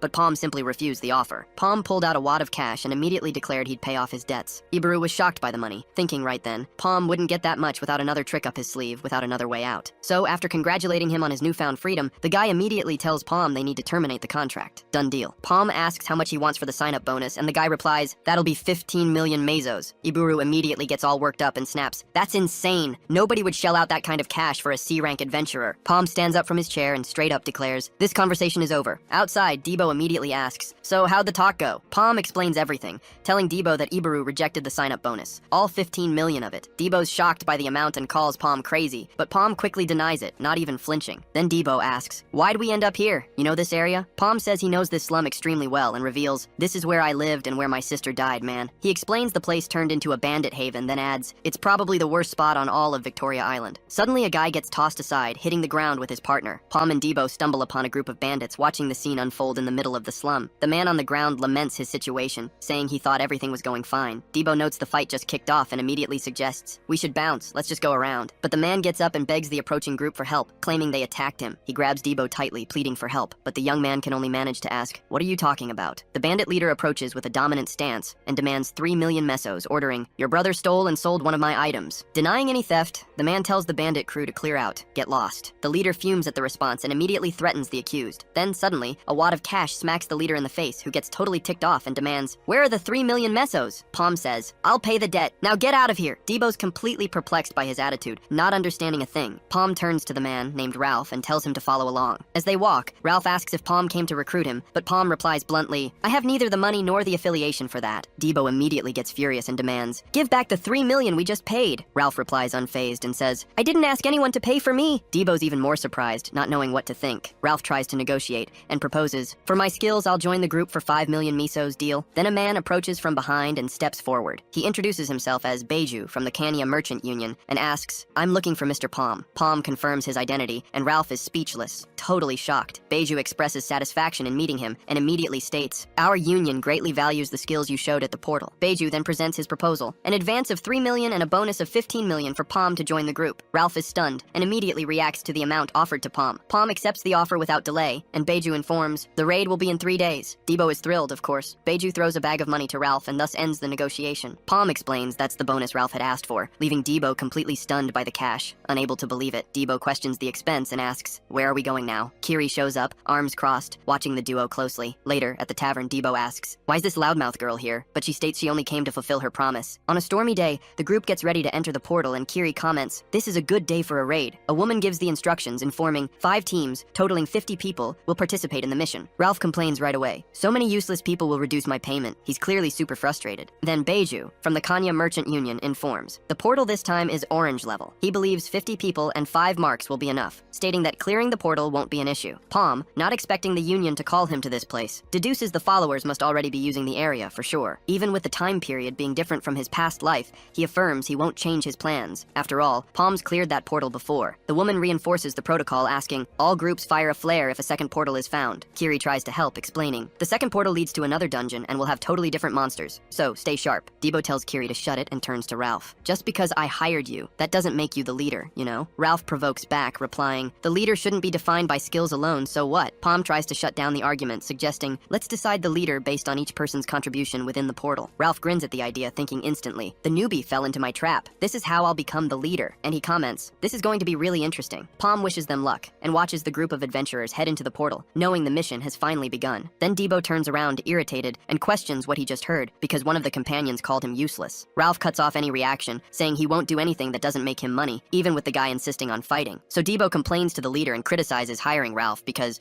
honestly, he's killing the team's morale. Suddenly, monsters ambush the group, and the leader screams, "Hold formation or we're toast!" Debo gets knocked down instantly. Then one of the creatures crushes him. He's snatched up in the monster's maw, but uses his strength to keep its jaws from closing. Then Ralph whips around out of nowhere and nails one of his teammates with a kick. Kiri realizes the portal dumped them right into enemy territory and warns the group, while Ralph tells everyone to snap to attention. Palm figures out the situation doesn't jibe with his past life and realizes the monsters didn't attack them like this before. Kiri charges the creature and unleashes her rising sun attack, but the monster dodges at the last second. second. She attacks again but misses because the creature evades for a second time. Then the knight gets hit and hurled backward, and she's shocked she couldn't predict her opponent's move. Soon, Kiri is surrounded by several monsters, and she's in a serious jam. An explosion hits near her and catches her off guard from behind. Debo keeps fighting and tries to resist the creature, while Ralph advances onto the battlefield. Ralph intercepts the monster with a single blow and utterly obliterates it. He lands safely and surveys the scattered remains. Debo sees everything and hears Ralph comment, "That's 2 for me and 1 for the lady," and 1. Ralph states he'll continue with his mission and encourages them to keep doing what they're doing. Kiri watches him more closely and recognizes that the true abilities of a third circle are on another level entirely, an absurd tier. Then one of the creatures charges again and goes on the offensive. Ralph intercepts it with a direct punch and disintegrates it. He stares down the next creature and comments, "Its movements are erratic, but nothing more than that." He hits the monster's eye and states that the 2 kids are in good shape. Then the knight notices Palm controlling an arrow with telekinesis and admits his speed is greater than hers. Ralph turns to Palm and stares at him seriously. He holds another creature's mouth shut and admits Palm is definitely useful. He reflects on the situation and concludes that a 50 million contract fee isn't for just anyone, and the merchant union will pay even more in the future. Ralph sees himself in his mind and imagines sitting on a pile of cash after taking over leadership of the group. Kiri continues the fight and calls him a monstrous jerk because he's totally loving the situation. Ralph prepares for another attack and comments how thrilling all of this is, but then he's suddenly hit from behind by Palm himself. He gets hit again with a kick, and Ralph asks, "You want to fight, Palm?" Palm states he doesn't need thanks and ignores the provocation while monsters advance to attack Ralph. Suddenly, several projectiles tear through the field and take out the creatures for good. Palm spins around and asks, "Who's responsible for that attack?" Then, quickly, a horde of small creatures advances through the forest. Perched on a branch, a hooded archer prepares several arrows at once. He senses the threat and pinpoints its direction. He then rushes toward 2 approaching creatures. The arrows fired by the archer hit and eliminate both monsters on the spot. He observes the result and notes how quickly the magic was conjured. From afar, the hooded figure observes the scene, watching everything unfold. A fire arrow is launched against the archer, who is surrounded by trees. The attack hits its target and causes a massive explosion. Ralph is impressed and comments on the strategy of using a monster to block and counterattack. Debo warns, "Watch out." Palm turns around and reacts with surprise at what he sees. Then several arrows fly towards his back. The attack explodes, and Debo shouts for the boss. "Boss!" Palm wonders and tries to understand how the enemy appeared behind them out of nowhere, since he was sure he had hit it. Kiri warns and says, "The place is dangerous. We need to fall back." Ralph questions the retreat order and asks, "Where are we going?" Countless projectiles rain down on the group. One of the men shouts for everyone to get out of there and tries to react, but the arrows keep falling non-stop, and then the attack directly hits 2 of the group's mercenaries. Kiri uses the solar slash to defend herself from the projectiles. She then turns around and yells at them to run into the forest if they want to survive, but one of the guys replies there's no way, because the enemies are already waiting on the path. Right then and there, a giant creature attacks one of the mercenaries. Suddenly, a path mysteriously opens up, right through the fire and the monster bodies. Ralph then declares he'll take the lead and prepares to push forward. Kiri yells at them to stop wasting time and run already. Debo warns the boss, saying they'll end up dead if they keep this pace. Palm launches a fire attack, going all out. The magic explodes with unbelievable force,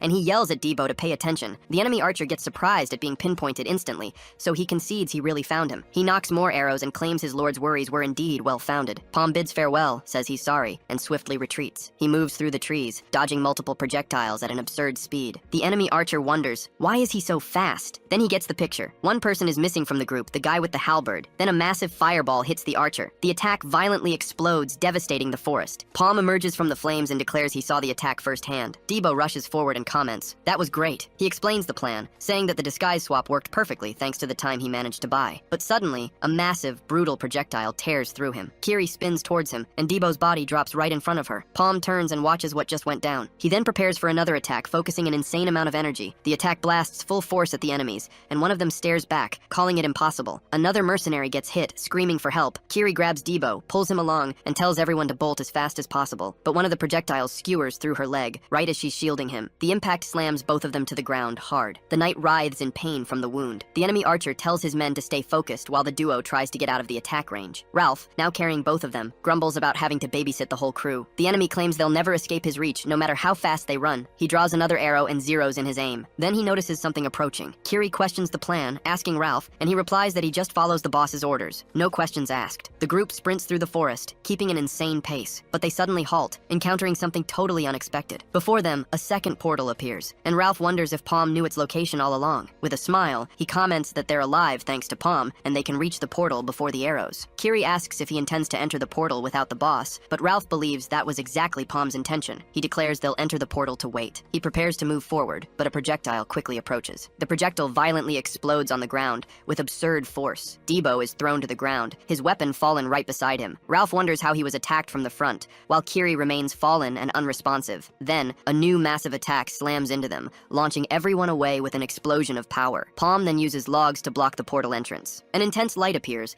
and suddenly the path to the portal reopens, revealing a passage. From a distance, the enemy archer watches the scene and calls the attacker a crazy bastard. Palm continues moving through the forest. Then, one of his projectiles hits and destroys yet another monster. The archer can't figure out why Palm isn't hiding, even though he knows he's being hunted. So he decides to test the target's limits, turning it into a game to see how long Palm can last. The archer remembers the day his master accepted him, reliving the brutal selection. 300 assassins battling it out until only 5 remained. The slaughter lasted 7 whole days, and since no one could even find him, he earned the title of Ghost. What unbelievable power, right? Suddenly, another projectile slams into the ground right near the archer. He instantly realizes he made yet another mistake and narrows his eyes, pissed. Then a fire attack grazes past him at absurd speed. Dodging again, he admits, not a bad try. The archer knows Palm must have figured out his position with that attack and tries an immediate counterattack. But his arrows only hit a tree, leaving him stunned. Then the fire projectile returns right at him, catching him completely off guard. Hit squarely by the explosion, he grumbles about the cheap telekinesis trick, but Palm keeps pushing through the forest, unfazed. The archer, in response, fires another arrow. Only his attack collides with Palm's, creating an absurd explosion mid-air. Complaining like hell about the smoke messing with his vision,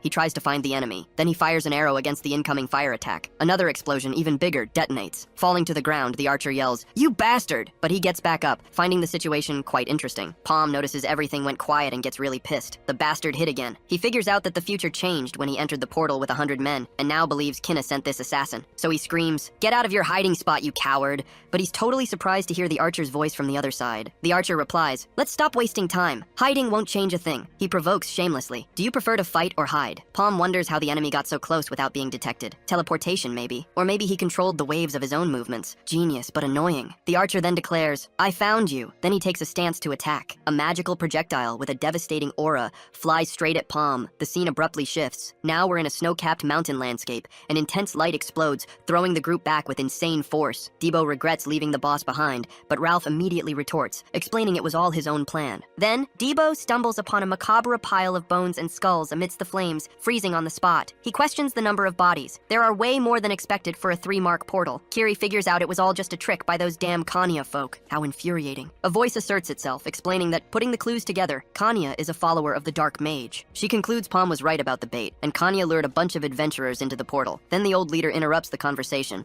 telling them to save it for later. Priorities, right? He points ahead and comments that the host of the place seems pretty pissed. And from the shadows, a giant shadowy creature emerges, revealing itself before them, with a terrifying aura. Kiri questions her own intuition, trying to figure out if that monster is really the boss of this place. Smiling ironically, the old leader comments that he'll have to pay back the loan in the end, and that everyone should consider themselves lucky. Ralph then reveals a card, stating he doesn't show that to just anyone. A sign of power. Called a scumbag and a damn fiend by others, he faces the comments without reacting. He doesn't care. He's known as someone capable of anything for money, and lives surrounded by rumors. But as an adventurer, he maintains top-notch skills. A true ace. Then he reveals himself as a healing bishop at the peak of the 3rd circle, and conjures his healing magic, an incredible power. Enveloping Kiri and Debo, the magic instantly heals their injuries. Watching the wounds close instantly, Debo holds his breath, shocked. He's surprised by the discovery, and figures out that Ralph's true battle class is bishop. What a twist. Kiri realizes he fought the whole time without using his real abilities. A genius. With a slight smile, Ralph commands, "Get ready to earn your pay." The giant creature roars impatiently, marking the start of the epic confrontation. Challenging the monster, they provoke it. "Show us your skills, you monster." Smashing the ground with its fist, the monster forces the group to separate, scattering everyone. Scaling a rock to escape, Debo and Kiri try to gain distance, while he curses the creature non-stop. Opening its enormous mouth towards the two, the monster charges forward. Crushing the rocks with its jaws, the creature reduces their shelter to dust without mercy. Attacking the monster's face, Debo yells, "What are you looking at, you idiot?" Advancing steadily, Kiri delivers a powerful blow with her sword. Leaping again towards the enemy, Debo tries another all-out attack, but the monster hits Debo with a devastating slap, sending him flying far away. Opening his book, Ralph conjures a powerful blessing upon them. Strengthening Kiri, Ralph's blessing awakens an immediate reaction to the new force, an unbelievable power coursing through her veins. He warns that the ability will cost 100 mesos, and hears them both shout at the same time, "Go for it anyway." The giant monster takes a brief nap, then it lets its guard down for an instant. Ralph celebrates the feat and states it was a good fight against a tough bastard, saying they can now talk about payment. But the creature roars again, then it awakens impatiently. Debo complains about the smell and says he's going to put the monster to sleep. He He and Kiri advance together, attacking the giant. Ralph observes the scene with a serious expression and starts to figure out something's wrong here. The monster towers over the adventurers and reveals its full, imposing size. Meanwhile, Palm dashes through the forest, dodging a rain of projectiles. He keeps running, but he can't figure out where the enemy is shooting from. Palm remembers the archer's skill only lets them return to a preset point, and that's when he realizes his movements are impossible to track. The archer taunts him non-stop. Palm is so slow you're making me sleepy. He dodges a fire projectile and asks, where is Palm even aiming? And the archer warns, you'll suffer from mana shock if you keep burning through your skills like that. An attack explodes near the second portal, signaling Palm's failed escape attempt, something the archer doesn't hesitate to mock. Palm leans on the ground, realizing it'll all be over if he keeps trying to fight an enemy he can't even find. One of the projectiles finally hits him, knocking Palm to the ground. He realizes he doesn't have the luxury of calm thought, so he tries to react as the attacks keep coming. Palm decides to go all in and chugs a potion. He launches a flame orb, intercepting the barrage of enemy arrows. The attack speeds through the forest, and the archer calls Palm a fool. The enemy leaps to the side, dodging the magic's path, but he's shocked by what he sees next. 6 fire projectiles split off from the main orb, chasing him relentlessly. Sensing the risk, the archer gets the picture. Palm is trying to sacrifice himself by using a high-grade skill capable of causing mana shock. Palm struggles to maintain control of the magic and holds firm. He declares that if the enemy's secret is what he thinks, he's gonna drag them out by force, so Palm stays focused. The archer dodges the attacks and questions, how can Palm even shoot without knowing where I am? The projectiles chase him relentlessly through the forest. Palm holds his ground and states, I'm not done yet. The chase results in multiple explosions echoing throughout the entire area. He tells himself he needs to stay on his feet and tough it out, so he tries to stabilize himself. The archer calls Palm a crazy idiot and doubts, you really think you're gonna hit me with an attack like that? And he declares, Palm is doomed to be sealed, guaranteeing he'll die from mana shock. But Palm rises amidst a gigantic magical fire formation. The archer questions what's happening and recoils. He realizes the entire area is ablaze and gets it. Palm planned this all along. Feeling the danger closing in, the archer admits he'll be burned if he stays there. He spots an open field and runs towards it to escape the flames, but then he suddenly stops, finding the appearance of the open field extremely suspicious. Yelling, no! He tries to reverse his decision. Realizing it was a trap, the archer decides to turn back. He turns around and questions the identity of the figure in front of him. The archer moves abruptly and tries to react. He's hit from behind by a barrier and screams for his brother. Palm appears behind him, attacks him with his weapon and says, take that! The archer collapses to the ground, winded, and he knows he's in deep trouble. He scrambles desperately across the burning ground. Then he gets the picture. There's no way he's ever escaping this. Suddenly he turns around and things get super freaky. Something gigantic is approaching. Then an enormous barrier materializes right in front of him, shielding him from all that devastating fire. He gets up instantly, but his head is spinning. Where's his brother in all this chaos?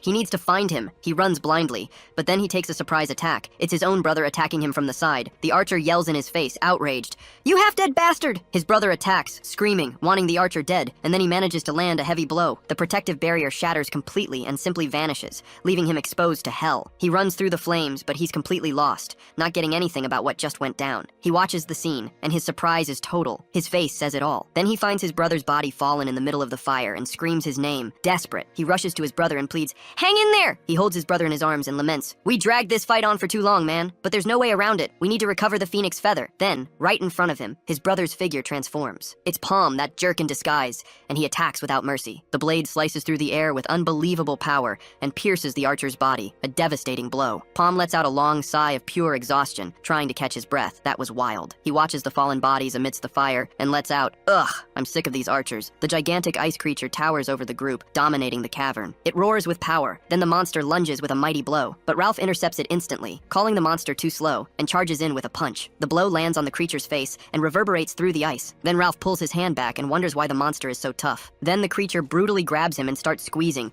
pulling curses from Ralph, who immediately gets the picture. Kiri attacks from above, unleashing her solar slash and saving her comrade. That makes us even, she declares. Ralph receives a healing spell and the area glows for moments. The group advances together, enveloped in an aura of recovery that promises more beatdowns. Ralph shouts for Debo to cover the rear and tries to coordinate the attack. Debo turns, confused, and questions where, but he's blindsided by a blow. The monster attacks again, forcing Ralph to tell Debo to draw its attention so he can get close and lay into it. They aim for the great sword plunged into the ice, focusing on the creature's weak point. Debo yells for everyone to advance fast and takes the lead in the charge. Kiri and Debo attack the creature together, making it roar in pain. Debo runs along the monster's arm and instantly realizes it's not just some giant idiot. The creature lunges forcefully, trying to crush the group without mercy. Crushing its fists together, the monster creates a boom that shakes the entire cavern. Kiri yells at Ralph to use his heel and loses ground in the combat arena. The creature smashes the ground with another punch, making everything tremble with unbelievable force. Debo is thrown far, launched by the devastating impact, and Kiri screams his name in obvious despair. Ralph warns he only has 4 more heals, and declares they need to dodge now. Promising to find an opening, he commands. Everyone spread out. Ralph complains about having to heal right after telling them to dodge, but casts the spell anyway, because that's just how it goes. The heal hits Kiri, who faints instantly, and Ralph laments the wasted magic. The monster charges through the ice cavern, advancing relentlessly. Debo is crushed against an ice wall and loses his breath, feeling raw pain. He falls to the ground, gravely wounded, with his life hanging by a thread. Suddenly, Debo is sitting in a chair and asks about the circular. Palm says Debo needs to understand the fundamentals and tries to instruct him, but the young man replies, "It depends on how you think and what you want to achieve." Palm takes a sip of his drink and states that experience changes for each person, and his wouldn't serve as a guide, so Debo needs to figure out his own path. Debo asks what he should do, and Palm says he needs to find his own key. Whether in understanding mana, in knowledge, or even in an unforgettable memory capable of making the heart pound and power bloom. Back in battle, Debo's eyes open, filled with a new and burning determination. Debo unleashes his explosive slash and hits the creature with full force in an attack of pure fury. Ralph watches the scene and is shocked because Debo cut the ice creature with a single blow. Ralph instantly wonders what the hell happened to the kid. Debo keeps up the attack with his axe, keeps dishing out blows, while Ralph questions, "Did the kid level up?" "No way." Scrambling across the creature's body, Debo pushes toward the sword lodged in the monster's chest, aiming for its weak spot. He strikes the blade with brutal force and directly hits the creature's power core. Now its days are numbered. The creature roars in agony trying to resist, but Ralph congratulates him. "Good job, Debo." He tells Debo to get up and conjures another healing spell in a last-ditch effort. The heal hits Debo, but the monster strikes him right after, giving no quarter. The creature grabs Ralph with its massive hand and lifts him off the ground, crushing him. Squeezed by the enemy, Ralph calls Debo a damn idiot for worrying about him right then. "You imbecile." Energized by the heal, Debo prepares to deliver the final blow and finish this. He rips the sword from the ice and charges the creature with all his might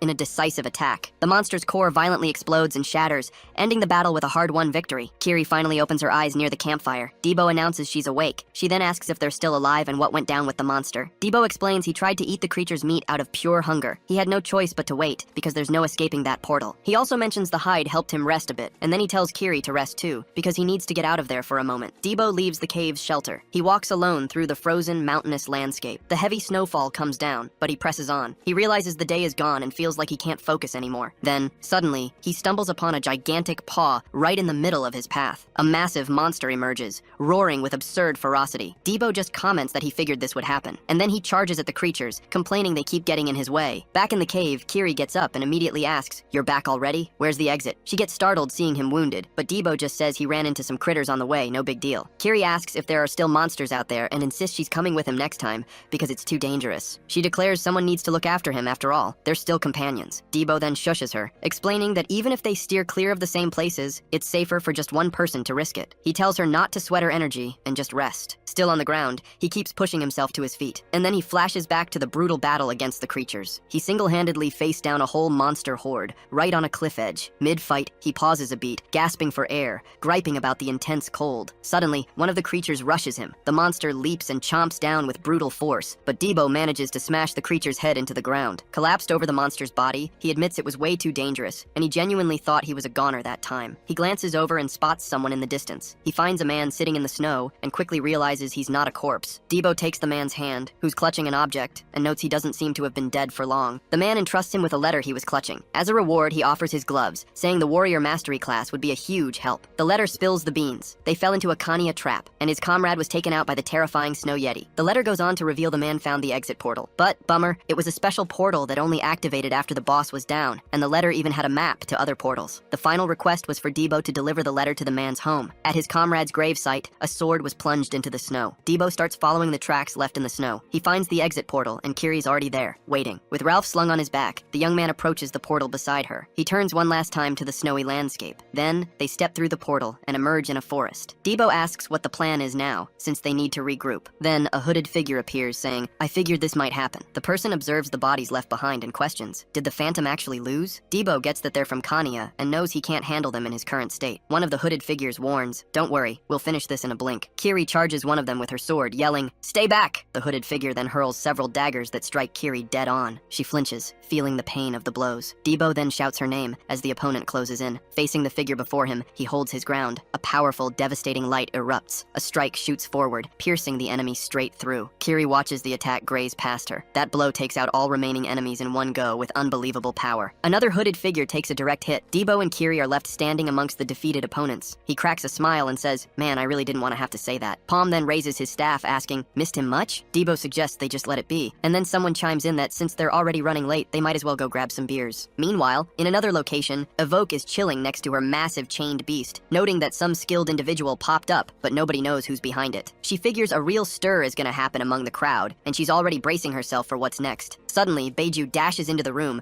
announcing Pom's return, and asks what to do about the contract. With a stone-cold expression, Evoke just flat-out orders, "Kill him." That order stops Beiju cold, leaving him speechless. Beiju argues that Pom isn't alone and tries to protest, but Evoke immediately cuts him off. We can come up with an excuse later. Intrigued by this new info, Evoke demands. Beiju explains he's with other people, and right on cue, Pom walks into a new setting. Sitting at the table, Ralph grumbles that the food tastes awful. Debo immediately snaps at him not to diss his sister's cooking, and Shannon even offers Kiri more, who thanks them for the meal. Debo mutters, thinking to himself that this was exactly why he didn't want to bring Ralph along. Kiri comments that Kanya must have already caught wind of the news, and for her sister's sake, it's best they stick together. Pom walks into the room, immediately asking how everyone's doing, but Debo instantly snaps back, demanding to know where he's been. Ralph jumps in, saying this is the perfect time since he wants to hash out the reward split. Ralph demands the extra 7 million mesos, but Debo immediately asks if he's lost his mind, wanting to go to Kanya for cash in a situation like this. Debo accuses Ralph of claiming he defeated the Snow Yeti by himself, when in reality he just slept while Debo was looking for a way out. Kiri mentions she heard Pom also fought a pair of assassins. Ralph scoffs. Anyone got proof of that? And Debo immediately calls him a punk. Kiri asks Pom what his next move is,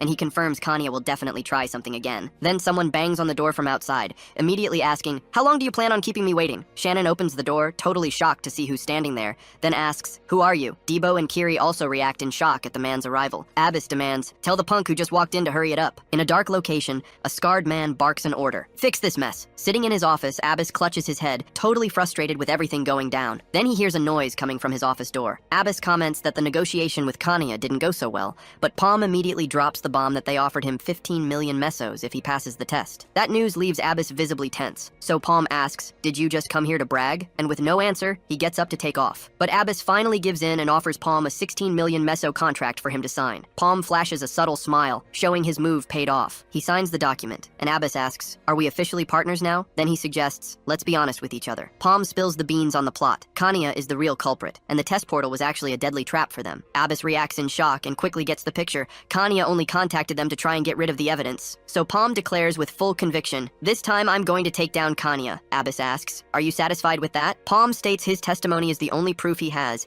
and they can simply deny everything and make the evidence disappear. Abbas reflects that he can easily manipulate public opinion. After all, the other merchant unions need a scapegoat for the portal's failure, and he concludes that, even so, Kanya can still be completely destroyed. So, instead of just taking them down from their positions, they can wipe them off the map once and for all, forever. Elsewhere, a mysterious figure is informed that the Dark Wizard's followers are starting to move, a spreading threat. Abbas meets with Toriel and Franco, and when asked about the reason for his visit, he states, "I came to apologize." He explains there was a small misunderstanding, and that Pom acted rashly for being too young and impulsive. Abbas declares that Pom is Gafor's official business partner, and then apologizes for him having stolen from them. Beiju agrees not to receive the promised fee in the contract, and Abbas says it's all good, no problem. Then Abbas explains that, due to this shocking incident, he realized how valuable human life is, and decided he's going to treat people how they truly deserve. He grins widely, and he states he'll have skilled guards on standby all the time, ensuring Pom's group's total protection. Beiju listens intently, as Abbas continues, praising their good teamwork, truly something to behold. Abbas declares with a serious air, if anyone even tries to harm Pom or his members, they'll have to fight the entire Gafor merchant union too, and that's a promise. Faced with this declaration, Beiju remains silent, processing the sudden turn of events. Debo totally loses it. 16 million gold? That's unbelievable. Kiri then gets it and questions Pom. What kind of magic did you even use to convince the Gafor merchant union to send us bodyguards? Ralph, of course, is quick to praise Pom, saying he's a beast at business, but the kid just tells him to stop the drama. And seeing the guards outside, Ralph immediately starts to brag, saying nobody in the world of Maple compares to him. He calls himself the jack of all trades, capable of healing, protecting, and leading. And Pom, of course, sarcastically agrees that he's the best of the best. Then Ralph turns, points at Debo, Debo and blurts out, "Hey kid, you're a monster, what the hell are you?" Debo is totally floored without understanding anything. Ralph then explains. Even though he was unconscious, Debo single-handedly took down the boss. There's something about him that just can't be explained. Kiri remembers the fight against the Hobbs and thinks, did he go crazy while he was out cold? Debo tries to figure things out, but only remembers a bizarre dream. He describes a strange woman in his dreams, and sometimes they get into fights, as if they've known each other forever. And the worst part is he always forgets her face upon waking, only remembering she uses a gun. That totally catches Palm off guard. The gun and the dream together leave Palm with a bad feeling. He becomes visibly tense. It clicks instantly. Before the regression, everyone knew Debo and Aaron were a couple. Palm then starts to wonder what's going on, if he screwed up big time by changing the past. Then Ralph just shouts, "Idiot!" and Ralph keeps going, eyeing Palm. The same goes for you. He caught on to the circle fast, and now Ralph understands why Gaffor is hot on his heels. Then he turns to Kiri, who stares back without fear. Ralph assesses her. She knows the ropes, she's smart, and that's not bad for a second circle. But he states flat out, there's nothing about her that makes her stand out from the crowd. He explains that the job now is to infiltrate Kanya, and he'd love for her to get back to her duties. Ralph's words leave her completely shaken. Kiri continues on, approaching an imposing and grand building. Upon entering, she finds a man and blurts out, "I landed a cool gig these days." Sir Kasim greets her with a smile, saying he hasn't seen her in a while. She asks if he's going to talk to the master, and he confirms casually. Kasim catches on that she's lowered herself to an explorer group, and even scoffs, "This must be the perfect place for you." He tells her to go ahead, because the master is waiting for her in the office. Kiri arrives on a balcony and finds her master. The man, with his back turned, asks right off the bat, "Do you want to quit?" Kiri says she can't explain the problem now, but the master immediately asks, "And when would that someday be?" He then orders her to report every 3 weeks on what's happening in the explorer group. The master reminds her not to forget her discipline and her position as an eternal knight of the Cygnus. Back with the group, Kiri explains to Ralph that she can't go back to the master without having accomplished something, because one of her loyalists is there, among the knights. She declares she doesn't need money and will improve. She just needs some time. Ralph calls her immature and asks, "Are you really sure about this decision?" Debo and Kiri react to what he says, and Ralph questions, "What the hell are you talking about?" Palm thinks, it's going to be hell for them if she goes off on her own looking for the loyalist, given the way she is. Palm turns to Ralph, questioning him about saying she lacked skill, and then blurts out, "I need to add something here." He notes that Ralph seems all confident, but reveals he's not the only one disappointed with the team's level. Palm explains he sent them to the second floor believing they'd handle it, but without Debo, everyone would have been toast. Ralph argues that the Snow Yeti wasn't just any enemy, but Palm stares at him and asks, "Oh really?" Then Palm drops the bomb on the whole group. "I've hunted a Snow Yeti all by myself." The revelation leaves Ralph, Kiri, and Debo in total shock, jaws dropped. He clarifies that this was before the regression, and he himself would have beaten the crap out of the creature if everything had gone as planned. Palm explains he had no choice but to change everything, because Kanya's assassins were way tougher than he expected. Ralph immediately calls him a liar, questioning, "How would you do that being a slave?" But Palm just asks, "Don't believe me?" Then he gets closer and inquires, "Want me to prove it?" Ralph backs off, saying there's no need, and immediately retorts, "So that means you don't need me either?" The kid simply cracks a smile. Soon after, he warns the group they need to get stronger and fast, because there's 1 month left until the next raid, and then he declares bluntly, violence is the only way. In another room, Beiju bows and reports things didn't go as planned. He informs Aaron that the spy didn't dig up much, and that the negotiation might have been a trap from the start. Sitting beside her beast, Evron merely murmurs a name, Gaffor. She comments that they haven't been a nuisance, and that eliminating them will be a cinch when that day comes. Evron asserts that their enemy is only the Maple Association. After all, a beef with merchant unions wouldn't require the Superior's help, but she reveals a bad feeling, questioning, did he do all this with just Gaffor's support? Beiju stays silent, offers no response. Evron orders, "Get me more info on Gaffor," and Beiju vanishes into the shadows to carry out the order quick as lightning. He watches her disappear, while in his head, only one name echoes, Palm. He hopes Palm proves to be a worthy adversary, someone worth challenging. In a sun-drenched forest, the group kicks off their training. Ralph hits the ground, and Kiri immediately asks, "What kind of magic are you even using?" Palm walks over and asks, "What's the problem now?" With a sly grin, he challenges them to land a punch on him. He leaps, dodging their blows, and declares, "Land one punch on me and training stops right now." Further off, Debo is already pissed off with all the racket. He yells, "I can't concentrate with all this yelling." Debo punches a stone dummy, questioning himself, "Why the hell do I have to train like this?" Palm explains he needs to consciously try to use the power that emerges when he blacks out, even if he doesn't know if it's possible. But he adds, "It'd be quite interesting if he pulled it off, huh?" Debo goes back to training, but keeps wondering, is this really going to make me stronger? Ralph, face bruised, questions if this is even training. Debo then laughs at the situation, and Palm bluntly explains he just adjusted the difficulty to his circle level. Then Shannon asks if it's okay to leave her sister behind, but Ralph quickly reassures her, saying there are guards with her. That said, Debo approaches Palm and lets him know he needs to talk about something. He then shows a letter with a ring, explaining it's a relic that helped him escape and that he now wants to return. Palm observes the object and instantly recognizes the cross ring. Debo then asks Palm what the hell that is. Palm takes the letter and states he already has an idea. He tells Debo he'll sort everything out and tells the kid to go to bed early, and then Palm warns, starting tomorrow, Debo will also join this training. Later, in a forest clearing. Kiri trains alone, unleashing powerful blows with her sword. Exhausted, she stops for a moment, just to catch her breath. Suddenly, Kasim appears, surprising the girl, and drops a bombshell. She has no talent whatsoever, but Kiri continues her training, brandishing her sword with even greater force. In the dead of night, Palm advances silently down an empty street. His shadow stretches across the door in front of him. He stops before the entrance and watches the door slowly open. Someone peeks through the crack and asks directly, "Who are you?" Palm introduces himself as the mailman, holding the letter. He then recalls the portal destruction incident. An entrance was destroyed, and the guards sent to investigate simply vanished. But the portal reappeared, very close to its original location, and after that, no more portals were destroyed. That's when Palm figures out the truth, understanding who was behind it all. And seeing the door open, he also grasps the reason behind everything. Palm enters the location, staff in hand. A man then asks, "How did you discover this place?" A woman, still in the shadows, demands in a chilling voice that he explain himself in exactly 5 seconds. The group then reveals themselves. They are the famed Cross Hunters. Palm finally understands. They were the secret organization that destroyed the portal, making a noble sacrifice that would go completely unnoticed. A woman from the group holds the dagger with the ring. Palm states he came to return what they lost, but he figures they're not exactly in the mood to reward him. The woman then begins the countdown, starting from 5. Maintaining a firm tone, Palm says he came to tell them a shortcut after all. Wasting time isn't good for him either. As weapons are pointed at him,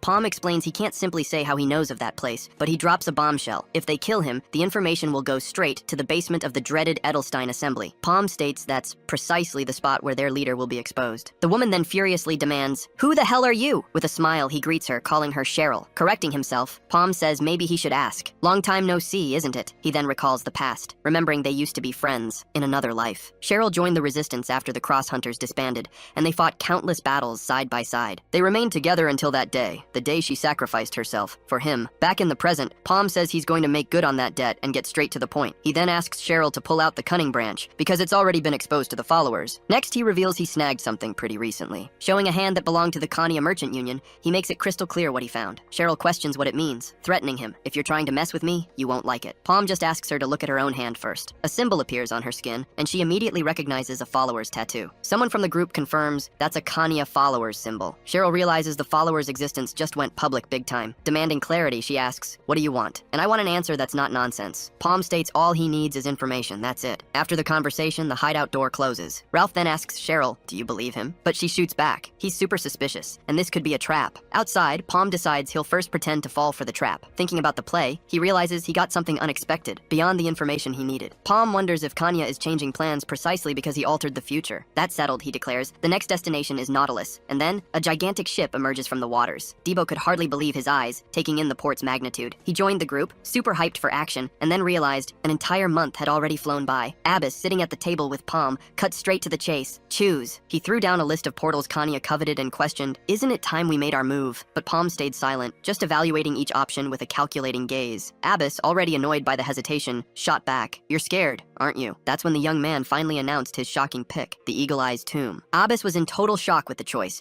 and immediately questioned if Palm had any idea what a mess he'd gotten himself into. That place was notorious, directly linked to Chiron, Nautilus's legendary captain, and her disciple Leah, the feared Eagle Eye. After all, the portal wasn't a portal, but a somber memorial to Leah, who met her end there. Abbas made it clear the tomb was considered impossible to clear, but Palm just confirmed Kanya wanted to take on the challenge. Just then, Rakan walked into the room and cut into the conversation, asking Palm where he'd gotten that bombshell info. He explained he'd had the idea to give a gift, a new beginning for everyone. Then Rakan reached out and handed over the gift. They were none other than 2 phoenix feathers, items made by the legendary Gaffor. Rakan then cracked a smile and wished everyone good luck. Debo quickly figured out they now had 4 phoenix feathers, and Palm guessed Rakan was saying, between the lines, that their collection had to be epic. Palm explained they were still waiting for the rest of the crew, and Debo got super curious about who they were. Palm then bellowed, "Oh, you drunken whale!" A massive man, Iburu, appeared carrying a giant sack, greeted everyone, and Debo immediately asked what he'd brought. Iburu explained it was the boss's order, and Kiri grumbled that on top of everything, he even made him deliver it personally. Kiri put on his new gear and immediately commented it was much lighter than he expected, feeling like he wasn't wearing anything at all. Iburu revealed the material was snow yeti leather, and the boss had left it for Kiri to use. Debo decided he wanted one too, and Iburu said that was the reward for clearing the portal. He added that only he knew how rare the item was, but they didn't need to worry, and there was still an extra vest. Iburu then offered the vest to Palm. Palm didn't get the hint, but Iburu immediately warned, "No time, go change now." Elsewhere,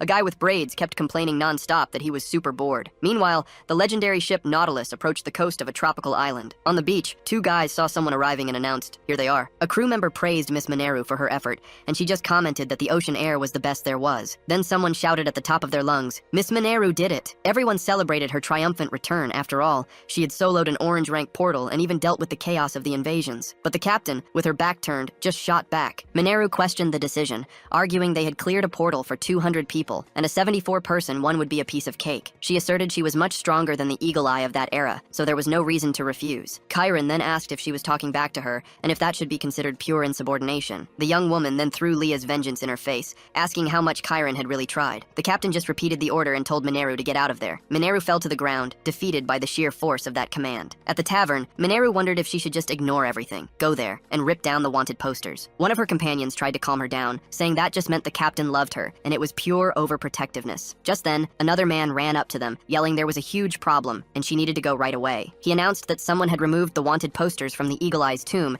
and Mineru was completely shocked. Her companions then wondered what the heck those mainlanders were and why on earth they'd taken down the posters. Palm and his group were already walking together down a long, sinister corridor. Debo immediately complained about the vibe of the place, saying he felt like complete crap. Kiri explained they were in their territory, and wouldn't be surprised if they were shot on sight for ignoring an unwritten rule. She detailed that the Nautilus rules were simple. Whoever ripped down the wanted posters got total priority in invading the portals. Just then, a woman approached and questioned them point blank. Mineru stormed forward furious and screamed at the top of her lungs, "Who do you think you are taking my poster?" Palm asked why she hadn't taken it down earlier, and she replied she didn't have permission yet. Palm said he didn't recall needing permission for something like that, but she insisted she did because Captain Chiron was her mentor. Mineru then blurted out that they were stupid, and that Nautilus wanted posters were only for pirates. One of Palm's men added that non-pirates couldn't just show up and do that at every Nautilus portal. Debo then spat out the drink in his mouth in sheer astonishment. He started laughing his ass off at the situation, and Mineru told him to stop right away. Debo then challenged her, asking what she'd do if he didn't want to stop laughing. That's when they introduced themselves. They were the Iburu pirates. Iburu chuckled at the situation, crumpling a paper in his hands, finally getting the picture. Mineru quickly declared they couldn't just call themselves pirates, because there was a whole procedure for that. Debo retorted that being called fakes pissed him off, so he reaffirmed, "We are real pirates." Then Iburu introduced himself and laid it all out. Never heard of Captain Iburu and his pirates? But Mineru countered, arguing that just because they were with Iburu, a real pirate,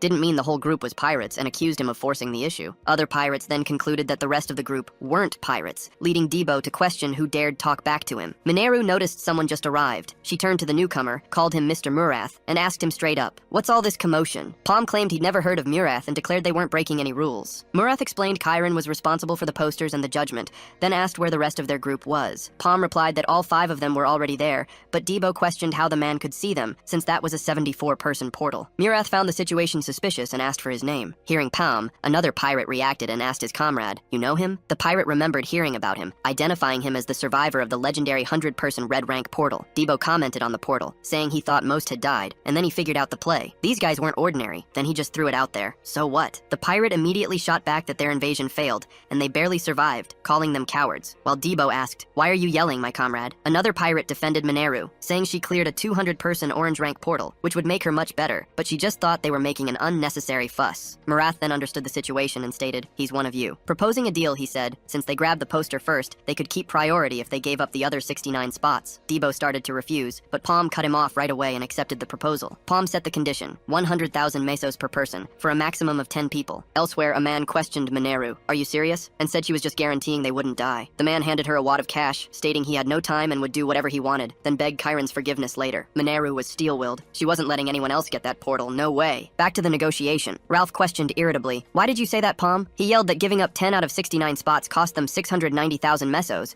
and told Debo to go say they changed their minds. Kiri intervened, warning there would be too many of them if they did that, but Ralph said to just destroy them, no mercy. Palm stated he couldn't change his mind, because their current objective was something else entirely, something far grander. Their goal is to assassinate Mineru, Captain Chiron's second disciple, and they plan to do it at Eagle's Eye, the exact spot where the first disciple died. Chiron was completely shattered, going into shock and isolating herself after losing her second disciple in the same portal, and the followers seized this chance to wipe out the Nautilus pirates. Palm got some hot intel that Kanya moved money to the Nautilus, so he has to limit the number of people on the invasion to guarantee her safety. He also needs to reduce his mana consumption, no matter what, to avoid making the same mistake again. Ralph gripes about the lost money, but then tells the other guy to shut up. Certain Palm has a plan up his sleeve, and then he wonders why he's even tangled up in all this. this. Under the moonlight, the ship glides majestically across the sea, while a seagull soars freely above the waters. Back in his room, Palm hears a knock at the door. Opening it, he asks, "Who's there?" The guy has a sudden reaction, a complete shock when he sees who it is. Finding the visit completely unexpected, he invites them inside. Captain Chiron and Murath enter the room. Chiron questions him about what he's doing there and says she needs to confirm something crucial, asking him not to lie. Then she asks him directly, no beating around the bush, "Are you a follower of the Dark Mage?" Palm wonders how Chiron knows about the followers, and if the future suddenly changed, or if she always knew everything. Murath notices his reaction and asks, "Do you have any connection to the Dark Mage?" He vehemently denies it, explaining he didn't expect to hear that word from her, and Chiron notes that he doesn't doubt the followers' existence. The captain states she has no reason to doubt anything and demands proof that he isn't one of them. Palm admits he has no proof, but says he thought she sought him out because she already knew the answer. Chiron claims she already knows who the followers are and what his relationship with them is, otherwise she would have attacked him without a second thought. Palm asks, "Are you talking about the Cross Hunters?" and says he didn't know she had a connection to them. She then confirms that the followers are the feared Kanya Merchant Union and concludes that he's their enemy. But Chiron makes it clear that doesn't mean he's her ally, not by a long shot. Palm suggests he could be, and asks if there's anything she wants from him,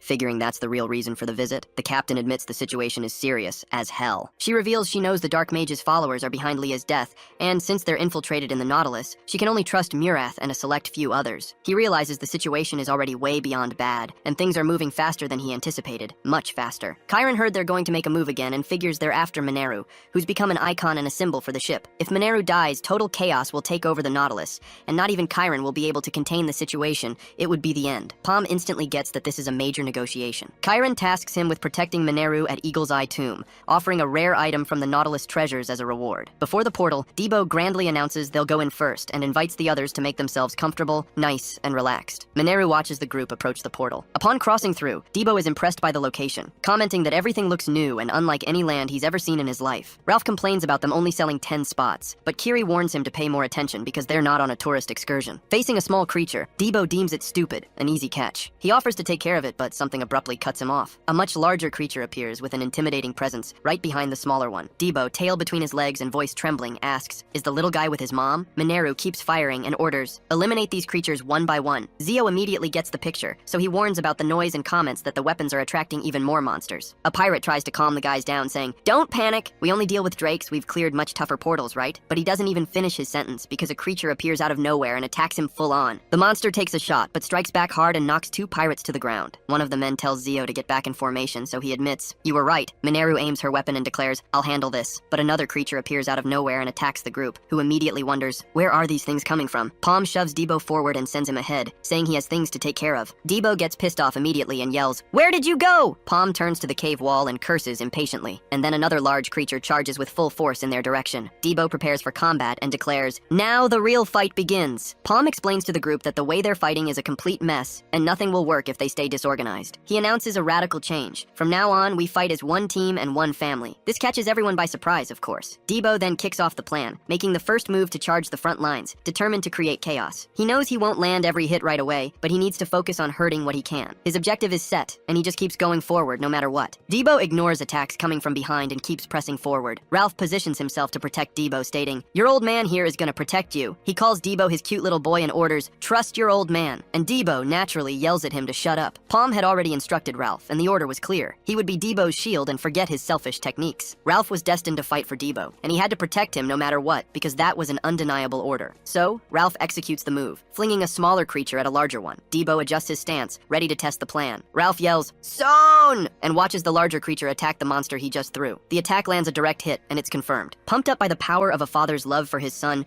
Ralph gets hyped, but Debo once again yells at him to shut up. Palm turns to Kiri and says her role will be the most crucial of all. Her ability prevents enemy burns from healing, and that's absolutely vital now. He instructs her, "Use this to take out all the enemies." Kiri directs her attention, focusing on monsters already low on health. Kiri charges forward, slicing through multiple creatures with a single devastating move. Palm states that Kiri has made the most progress in the last month, showing insane evolution. Kiri surveys the battlefield and comments, "This is all easier than I expected." She encourages the group and orders, "Keep pushing against the remaining monsters." Outside the cave, two men stand guard in front of the portal. One of them looks up, noticing someone approaching. A group led by Kadral appears at the entrance, and the guard immediately questions, "What are the invasion members doing here?" Kadral tells the man to get out of the way and says he has urgent business, needing to notify Mineru immediately. Inside the cave, Mineru praises one of the pirates for a job well done and urges them to keep moving. One of the men gets her attention and points to a huge find, an enormous mana stone. A pirate celebrates the discovery and says, "If we sell this, "We'll make a killing." But suddenly she gets hit directly and wonders what the hell just happened. The others react to the attack, and one of them yells, "Guys, watch out!" Zio throws himself in front of a comrade, saving him from another projectile, and yells for Mineru. Mineru firmly responds that she already knows, and immediately launches a counterattack. But she turns, noticing a point of light approaching from behind, and senses the imminent danger. She's warned that the attack is coming from her back, and adjusts her stance in an instant. Multiple shots are fired in quick succession, hitting the group of pirates. Mineru turns to the shooter and demands an explanation. Palm replies, stating he's just doing some cleanup. He tells her to stay still and promises it'll be quick, as he surrounds her with his projectiles. Iburu yells indignantly, saying everyone forgot about him. He runs from a creature, but complains that Debo abandoned him after asking him to trust him. Cornered in a crevice, he comments he would have easily died if it weren't for an anthill. What luck? Iburu decides he can't stay hidden forever, then states that if everyone else escapes, he'll be left behind. Standing on a cliff edge, he gets the picture. Iburu is a second circle adventurer after all. He refuses to die here and takes a deep breath. No way. So, facing a second portal, Iburu wonders, what am I supposed to do just hanging out here? Suddenly, he gets a kick from behind and is shoved into the portal. Yikes! Inside, he finds a little critter and instantly gets it. It's Palm's creature. "How long have you been here?" he asks, and adds, "You almost gave me a heart attack, buddy." Iburu hears a familiar sound and freezes up instantly. An intense light shines and he screams in despair. Wild. The little critter makes a short sound and simply dissolves into particles of light. That's weird. Back in the cave, Palm lays it out. "Nobody move." He states he'll finish this up quickly and keeps the blades surrounding the pirates. Things are tense. "Shut up, Palm!" Mineru snaps. She demands he explain himself right now. Zio holds her back, preventing Mineru from shooting, and one of the pirates looks stunned. Kadral and his group arrive, lamenting they arrived too late, and Mineru immediately wonders, how the hell did he find us? Mineru points out that Palm is still alive and tells them to go after him, but Kadral comments, he did something similar at the 100-person portal. Kadral explains the situation, stating that Chiron figured out the play and sent them there. Mineru is super surprised by the info and reacts instantly. It was Chiron's request. What a twist. Palm quickly advances on the pirates and unleashes an attack with his staff. His attack hits several pirates and throws them to the ground. Bam! Pissed off by the sight, Kadral's companion questions, "What are you guys even doing?" "It's just one person," he yells, and starts an insane barrage of shots. Aiming with precision, the man states, "Got him!" A huge detonation explodes with incredible force, hitting the area and surprising all the pirates. What a blow! Observing from afar, Palm confirms the attack hit dead on, but wonders if they caught on to his plan, since they're not the only ones there. He notices a small projectile coming his way, and reacts instantly. Firing with both weapons, Mineru states, "I don't miss!" Palm quickens his pace, approaching a newly materialized small portal. Kadral throws a bomb at the pirates and yells, "Get down!" The bomb activates in the air and explodes before even reaching its target. Bang! The explosion hits Zio, who screams Mineru's name. The impact causes a collapse and he calls the others closer,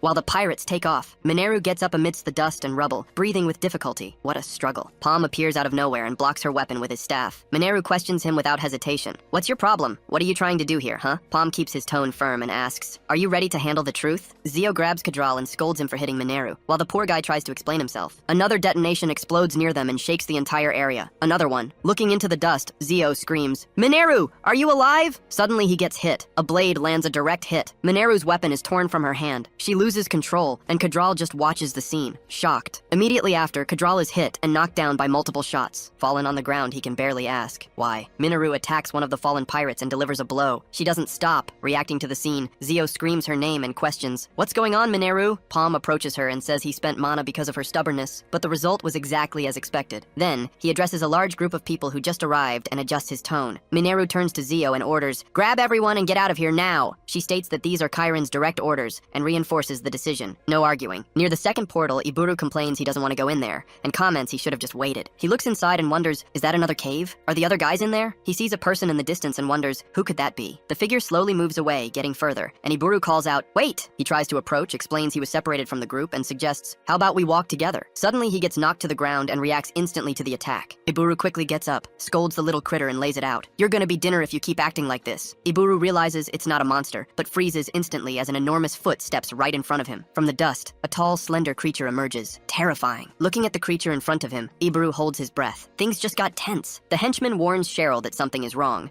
commenting that they know too much about the group's items, which makes them completely untrustworthy. He mentions the monocle of penetration and explains that the artifact reveals mana flow, allowing them to differentiate followers of the dark mage, but consumes an absurd amount of energy. Cheryl then states that no one else has been able to use the item since Chorus's death, and questions if the guy doesn't know that it only works when combined with the user's element. She wonders, how did some kid who dresses like a mage manage to use something like that? Cheryl admits she doesn't trust him either, but believes that for now, their objective is the same, even if it might all be a massive trap. The henchman asks what they can do, and reminds her that he lent the item, then asks her to trust him. She concludes that if his mana isn't enough, he'll end up dead before even being able to use use the monocle, so they decide they should just wait and observe. From a distance, the duo watches and wonders how Palm will respond to the crowd below. Palm turns to Chiron, monocle in hand, and reveals, "Everyone here except for the three in front are followers." "Nonsense!" one of the pirates yells, demanding proof and doubting Mineru would believe the kid. Palm just taunts the group. What if a certain kind of proof is more than enough? He explains that the followers' tattoos only appear if the user infuses mana into them, and they can be anywhere on the body. He adds that it's impossible to see the tattoo with the naked eye, further emphasizing the point. But that doesn't mean it doesn't exist, he insists. Palm tries to be respectful, and as he cautiously touches one of the men, "Aren't you being a bit too audacious with that attitude?" He presses the guy. The other pirates recognize the Black Mage's symbol and immediately exclaim, "No, no way!" In complete despair, the pirate who demanded proof totally panics. The followers draw their firearms and start the confrontation. "Kill them all!" one of them yells, igniting chaos. "What the hell is going on?" asks the pirate with the biggest gun, completely losing control. He fires his scatter cannon and initiates the attack. Mineru points her weapon forward with determination and prepares herself. One of the followers is hit head-on and falls lifeless. Palm warns his allies that he used too much mana to track them, so they'll be at a disadvantage. One of the enemies spots a second portal nearby and suggests, "Let's cross through it to hide." "Shut up!" Mineru cuts him off instantly. She declares, "I'll kill all of them myself," and charges forward. "Get back if you don't want to get hurt," someone warns, trying to stop her. Suddenly, the bandit appears and announces, "It's time for the hunt!" He attacks one of the pirates amid the chaos and hits his target. "What's happening?" Mineru questions, trying to understand the scene. She realizes she's trapped in an illusion and can't see anything, so she despairs. The pirate struggles in the surrounding darkness, trying to escape at all costs. "I wouldn't expect anything less from you," says the man who trapped her, and immediately warns that she better be prepared. "Mineru!" one of her companions shouts, stating that he also can't see absolutely anything. The follower points his gun at the girl and says, "I'll send you where Eagle Eye is since you miss her so much." He fires the weapon, trying to hit her squarely. Palm appears in front of the projectile and tells the shooter, "Send her my regards." He deflects the shot and pulls Mineru away from imminent danger. "How is that even possible?" the follower questions, instantly losing his cool. Palm holds the pirate steady, while the man yells, "He should be completely blind." The follower orders, "Shoot Palm," and claims he's too unpredictable. All the followers open fire on the young man, attacking simultaneously. Palm raises his hand and creates a powerful barrier that blocks all the shots. He uses his wizard staff and takes down several thugs in an instant. "Will this work?" one of the pirates asks, then fires a cannon shot. The man gets hit squarely and wonders, "How is this even possible?" "What kind of power is that?" the enemy asks, commenting that they are just fire arrows. "Everyone back off!" he shouts and launches multiple projectiles. His attack clashes against the enemy shots, causing a gigantic impact. The pirate realizes he changed the fire arrow's direction with the explosion and gets the full picture. Palm takes advantage of the distraction, charges forward and slashes one of the followers. The man is fatally struck and falls without any resistance. He advances against the remaining enemies, and the attack continues non-stop. The illusion breaks, and Mineru announces, "I can see again." She comes face to face with one of the enemies amidst the chaos and confronts the threat head-on. The follower reveals an orb and says, "This is all for the Dark Mage." Several followers activate similar orbs and hurl them at the group. The spheres explode simultaneously, creating a chain reaction of destruction. Mineru is thrown far back by the impact and completely loses her balance. Protected by a shockwave barrier, someone shouts, "El Pam!" Palm approaches the portal and states he's at his limit, needing to cross before his mana completely runs out. He runs toward the exit with Mineru, pushing forward as one of the enemies also charges at them. The girl is hit by an attack and thrown far back, making her friend scream her name in desperation. Palm turns and extends a hand toward her. The minion charges and intercepts one of the orbs flying straight toward them. He hurls it against the portal, which triggers a massive explosion as it closes. Mineru props herself up on the ground amidst the rubble and desperately tries to catch her breath. The portal completely vanishes, leaving behind only a trail of pure destruction in its wake. A pirate laments the portal's loss and looks dejected, but then another questions if Palm was defeated by the followers. Cheryl asserts that everything is fine and explains the portal will regenerate nearby. He reveals their true objective, saying they need to kill Mineru, then charges straight at her. He attacks with a punch, forcing the pirate to block the blow with her weapon. His comrade declares that won't work and activates his own ability. Mineru realizes the attack had no effect and wonders if he was hiding that technique. Calling her weak, the man strikes directly with a punch. Mineru is thrown backward by the force of the impact and loses her balance. She uses the momentum to leap over his shoulders and aims her weapons downward. Mineru fires repeatedly at the opponent's back and legs, trying to stop him. The man reacts to the bullet wounds and tries to stay on his feet. Mineru continues the attack without hesitation and presses on, but she's hit by a shot from afar and is forced to retreat. Even wounded, the pirate turns and fires back at the shooter. His comrade taunts her, calling them little rats. Mineru attacks from behind and plunges her weapon into his ribs. Then she fires point blank at the man's head, finishing the blow instantly. The other pirates watch from a distance and shout Pedro's name. Mineru states they have no time and challenges. "Come at me, all of you." Elsewhere, Debo wonders what the portal is, and Kiri notices there are several other secondary portals. Ralph explains they must be special portals, connected to different locations in the second region, and comments that he's heard of this before. He describes that as soon as a certain number of people pass through one of them, the portal closes, forcing the others to use the remaining ones. The group decides it's best to look around and plans to reunite with Palm as soon as possible. One of the pirates notices something rapidly approaching and wonders, what the hell is that? Iburu appears running and shouts that the crew came to save him. The group tries to stop him, desperately yelling for him not to go in that direction. Palm observes everything with his monocle and realizes there's no chance. The creature advances without hesitation and attacks Iburu. Ralph notices the monsters are wearing clothes and wonders if they're human. He realizes it's not the time to think, notes that the creatures won't die, and he's almost out of ammo. Palm admits he's never heard of monsters like those and shows concern. Through his vision, he discovers they are zombified bodies, without a vital point, something different from anything he's ever seen, so he tries to understand the scene. Needing to find a way out of the situation, Palm notices some connected mana lines. He wonders how far those energy lines can go and tries to calculate their reach. Palm deduces there must be something behind the wall where the lines concentrate and focuses on that spot. He allows his ability to reveal Debo fighting and wonders if they're at the second portal, but he doesn't have enough mana to keep the ability active for long and feels the pressure mounting. One of the pirates tries to snap him out of it, yelling for Palm to wake up as the giant creature charges forward. The monster swings its arm, forcing Ralph to barely dodge. He desperately screams Mineru's name, trying to call for help. The pirate fires multiple shots at the creature's arm, trying to hold it back. Suddenly, a man named Kevin appears, says he's relieved and asks, "Did you get hurt?" Mineru tells him to get out of there, unless he wants to die, and prepares an attack. Kevin turns to her and simply asks, "What did you say?" Mineru unleashes a massive explosion with her skill, blasting a hole in the rock wall. She eyes the newly created tunnel and takes a deep breath, while Kevin recovers on the ground. Kevin gets up, says she almost killed him, but notices even more enemies approaching. Mineru asks what they'll do now, since she's low on ammo. Then Kevin replies, he can use his skill one more time if he imbues his mana. Palm shows up right after, asking her to hold on, because they need that skill. But Mineru challenges him, pointing out they don't have time to waste. He states he doesn't need 5 minutes, just 3, leaving the pirate curious about what he can do in that time. Palm declares he's going to clear the portal and shoves several orbs into his mouth. Meanwhile, at the other portal, zombies furiously advance on Debo's group. One of the knights struggles to push them back, asking, what the hell is going on? He realizes even after being cut, they keep moving and he's losing his breath. The creature violently attacks and sends him flying. Ralph charges without hesitation and attacks one of the monsters with his fists. He tells his comrade to stop complaining, stating if there's time for that, there's time to kill more of them. Kiri and Iburu fight side by side,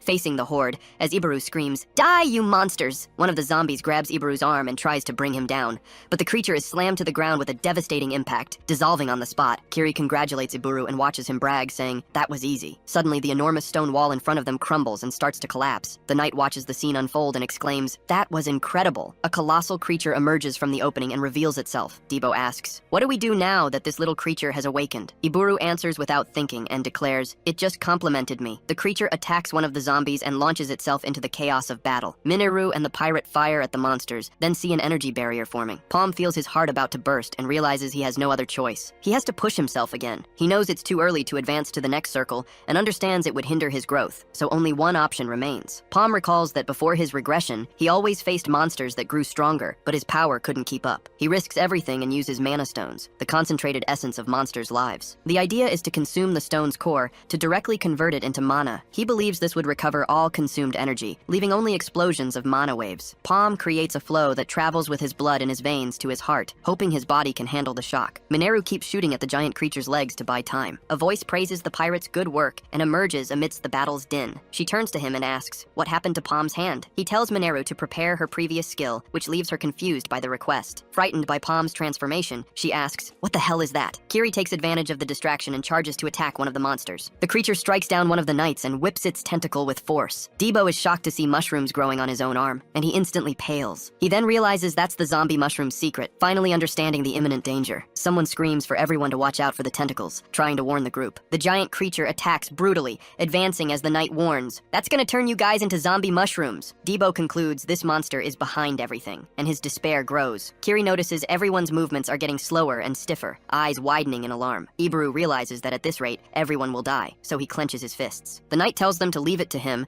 and orders everyone to fall back, trying to take the risk. But Kiri shouts, "Wait!" He tells himself he has to do this and takes a deep breath. The knight rushes toward the creature's tentacles and raises his blade. He spins non-stop, parrying the incoming attacks. Kiri seizes the opening and leaps over him to continue the assault. Palm asks Kiri to focus on keeping the skill active, assuring him he'll handle the aiming. He reveals they need to destroy that wall and points to the target. The pirate states they only have one shot, then adjusts the cannon's aim amidst the monsters. Palm orders her to begin and watches Mineru ready the cannon. The crushing bullet's projectile rockets toward the wall, guided by his energy. It travels, spinning at high velocity, and the shot slices through the air with everything it's got. Palm pushes to accelerate the projectile even further, intensifying his skill. Palm's energy engulfs the shot, brutally amplifying its power. Palm screams, it's still not enough. They need more momentum, and tells Mineru to keep going. Adding a fire arrow attack, The combined projectile gains even more power. The pirate realizes he's out of ammo as one of the creatures lunges at him, so he urgently retreats. Cross yells at Mineru to get out of the way and charges into the monsters. Cross calls out for the boy just as the giant creature attacks him,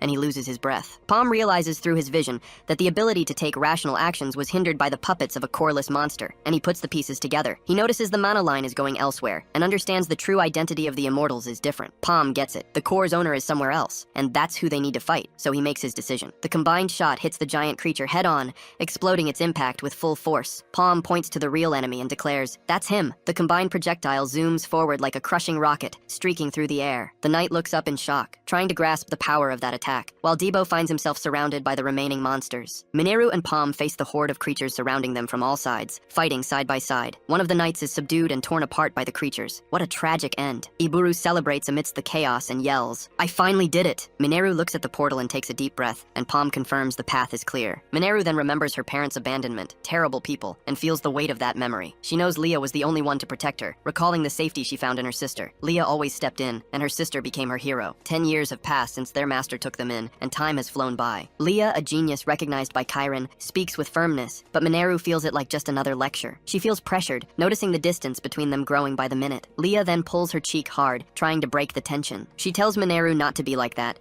emphasizing that consistency is her strong suit. But the girl complains, "Don't hit me like that." Leah smiles and states she'll always be by her side so Mineru doesn't feel pressured. Back to the present, one of the knights asks if Kiri is okay, and Debo then brags it was thanks to his healing that she survived. The guy sarcastically agrees, "Yeah, sure, it was because of you." A pirate spots something in the distance and calls the group's attention. They observe a figure tied to a large rock in the darkness and approach with caution. Mineru recognizes the tied-up person. It's Leah. Kiri questions the use of the ropes, trying to understand the scene, and Debo supposes she tied herself up before turning into a zombie mushroom. Mineru then recalls her master's words, reliving the warning about the return of the Dark Mage's followers. Leah had warned that they infiltrated the Nautilus and couldn't help her, so she told Mineru to watch out. She left one last message, concluding her sorrowful goodbye. Leah revealed the traitors had meticulously prepared everything, and that half the crew were followers. She figured no one could be trusted, and this was probably her end, speaking with bitterness. Mineru cries for not being able to keep her promise to her sister, letting the pain pour out. A portal rips open on a beach, appearing amidst several fallen bodies. The Dark Mage's followers ask why the others are late, and the silence is weird. One of them informs that Kadral took the night fragment, and Mineru's group will be under the item's magic, trying to keep his cool. But he watches one of his comrades get hit by a sudden attack and goes into shock. They are hit by multiple shots, and the group members scream, "It's an ambush!" The leader recognizes the attacker and is surprised as he believed she was at the conference. Karen points her weapon at them and asks, "How does it feel to be ambushed for the first time?" One of her men reports they eliminated 46 enemies, and everyone should hold their positions, driving the point home. Abbas tells the captain not to worry, revealing they sent a certain man with the group for a reason. Chiron, gaze fixed on the horizon, says if Mineru doesn't return, she won't be able to forgive herself. She walks along the beach and approaches her crew. Mineru is brought in wounded by one of the pirates, calling out her captain's name. Chiron watches her with relief and sadness, taking a deep breath. The young woman says she managed to bring her sister back and nearly collapses. The captain gets the picture, replies that she understands, and keeps her voice steady. Chiron welcomes the young pirate, taking her in. Then dusk falls, and several boats gather around the Nautilus. The knight is surprised by the number of people, hearing Kiri comment that it's basically the entire crew. They gather there and everyone attends Eagle Eye's funeral. Mineru watches her sister's farewell ceremony, trying to hold back her emotions. The knight asks Kiri where the boss is, looking for him. Several lanterns float over the waters, illuminating the tribute to the deceased. Palm drops a bottle next to a wooden box, feeling the room sway. He drinks a liquid from another bottle, questioning if that's an offer. Palm considers the proposal a big ask, but hears Chiron insist it's necessary. The captain questions the mana potions, reminding him how precious they are after the recipe was lost, then crosses her arms. He replies he knows, and that's why he's asking, justifying it would be easy for her considering the Nautilus's financial power. Chiron reminds him their deal is done, but watches Palm extend his hand and say they still have things to work on together. He proposes a new deal, demanding 2 items from her stock instead of 1 in exchange for his help. Palm fixes his gaze and promises that, in return, he'll find all the Dark Mage's followers on the Nautilus. He sighs, lamenting that his second life isn't being easy at all either. The pirate approaches Mineru and asks why she's so deep in thought. She replies it's nothing, asking him to leave her alone. Her ally, Zio, suggests she should go with Palm, and this surprises her. He says he didn't mean to snoop, trying to smooth things over. Zio continues, saying he knows Palm tried to recruit her, but she denies it. He reminds her things worked out thanks to Palm, stressing that the followers who killed Leah are still out there. He clenches his fist and says he's sure she wants revenge, just like he does too. And if Mineru goes with Palm, they'll fight the followers on the front lines, as Zio considers him a reliable guy. He says he'll protect the place, reminding Mineru that she knows him. She merely pronounces his name, Zio, and lowers her gaze. The young woman smiles, teasing him about his strength while he complains about the ruined moment. Chiron's presence on the Nautilus ensures everything will be fine. The duo travels along a river cutting through the dense forest, following following the current in silence. They sail in the small boat, advancing toward their destination. They approach a giant golden gate, and the hull glides without slowing. From atop the structure, several people watch everything, holding their weapons. Then Chiron raises her staff toward the entrance and activates the hidden mechanism. The massive gates then open with monstrous grandeur, allowing the boat to pass through. Palm is surprised to recognize the place, his eyes widening. He instantly gets it. This is Chiron's treasure, and then he connects the dots. He asks Chiron to explain the item's value, questioning expectantly, but the captain lays it bare. He needs to decide for himself. She reminds him she only promised 2 items, and this leaves him thoughtful. Palm observes the treasures and quickly identifies the onyx dragon wand and the Dominator's pendant. He spots the angelic guardian ring of dawn and reflects on the choice. Then he turns with a decided expression and sets his course. Chiron watches the young man move away toward another part of the treasure, following him curiously. He extends his hand and states with certainty that's what he's looking for. Palm recalls that, on the last day, a follower was massacring association members on the front lines, and he relives the scene. His name is Reek, a traitor to humanity who had left his mark on everyone. He infiltrated the association's higher-ups and betrayed them at the crucial moment, causing fatal damage. Palm recalls how many people he lost to that scumbag and wonders, is that where he got the item? He decides he'll take that item as his first choice, making it his top priority. Chiron notes he has a good eye, but questions the choice, because the item doesn't match his elemental type. Palm turns his attention back to the other treasures and continues evaluating. Then he spots a ring he'd never seen before among the coins and wonders. Is this just a common ring? He finds it strange that something common would be there, so he reaches out to grab it. But something very unexpected happens the instant he touches it. Chiron asks what happened, trying to understand, and Palm questions, what is that thing stuck on my hand? He explains he tried to grab it, and out of nowhere, the ring got stuck on his finger, and then he stares at his own hand, confused. The captain stares at him completely surprised and speechless. Chiron apologizes and states that ring isn't hers, so she can't offer it. She asks him to choose something else. Smiling slightly, the captain just says, got it, it's okay. Chiron stares at him in confusion, waiting for an explanation, but Palm continues. He explains he simply can't take the ring off his finger and shows total frustration. Meanwhile, Beiju reports that the Goldrish situation has been handled and gets praised for a job well done. Then Aaron asks about Palm, stating, it must be time. Beiju kneels and apologizes. He admits they failed, but gets cut off before he can finish. Aaron furiously demands to know how they could have failed even using the night fragment, and then he just loses it. A dark voice echoes through the air, warning that this was their last chance, and if he fails again, Beiju will pay with his life. Back on the ship, Mineru grabs her backpack and gets ready to leave. She dashes out of the room, pushing forward with determination. The group follows her down the hall, and Palm urges them on. Get moving. Ralph watches everyone leave on the boat, and wishes they'd improve their skills before coming back. He remembers when Debo won a bet and curses the damn gambler. Already on the boat, the knight asks Palm, are we really going? And he confirms it. Mineru rushes to the ship's edge and yells, hold on! The knight questions the newcomer's presence, finding the situation strange. He tells her to wait, tries to stop her, but Palm just watches with a smile. Mineru jumps onto the boat and asks, where's my spot? Elsewhere, a man runs desperately down a corridor. A companion tells him to run, and another on the ground shouts, run! Don't look back! The group continues their escape, but realizes at this pace, they won't make it out. They spot a lever on the wall ahead, and one of them sees an opportunity. He sprints toward the mechanism and yells to the others, I'll hit it! Gutrin pulls the lever with all his might, refusing to die there. But a blade runs him through from behind, before he can even complete the motion. His companion screams his name as the sword hits the ground, losing his breath. A wall slams shut in front of them, leaving them with no exit. Fallen, Gutrin orders, get out of there! A mounted knight appears, and Gutrin says he needs to survive. Palm breaks the room's silence and announces he's back. Abbas slams the table and questions his confidence. After all, he came back empty-handed but still seemed happy with the mission. Palm tosses papers onto the table, commenting that this wasn't enough, but it would broaden their stage a bit. He reveals that Mineru, the follower's target, has joined the group, so now they were going to lure the enemies into a trap. Abbas asks how long he'd have to participate in these games, but Palm decides he can't reveal everything to him yet. Palm knew that if they fell into war, divided by Kanya's objective, they would never reach the roots of the followers, so he stands by his decision. He concludes that he needs to hurry up and states it wouldn't take long. Ralph fumes furiously. Palm added more people to the team without telling anyone, and now he'd have to spend more money on everyone. In a meeting, Kiri and Mineru watch Ralph argue about Palm's temporary leadership. Palm places a glass on the table and declares that if there were complaints, they could be settled with skill. He looks at Ralph and states he's always open to duels. Ralph reacts with hesitation and backs down from the proposal. He storms out, slamming the door and complaining it was his money, and Palm didn't discuss anything with him. Ralph asks where he's going, and Palm replies he has somewhere to go, and training is canceled. From the terrace, his guards observe the group members heading to different locations. Followers complain that the group acts like they have multiple lives and question why they always go out alone. Ralph walks down the street and continues on. The men decide to split up to follow him. Chiron questions if the item chose Palm as its owner. After all, the ring wouldn't come off his finger. He realizes that wasn't good, and recalls who the ring's true owner was. Palm accepts the situation,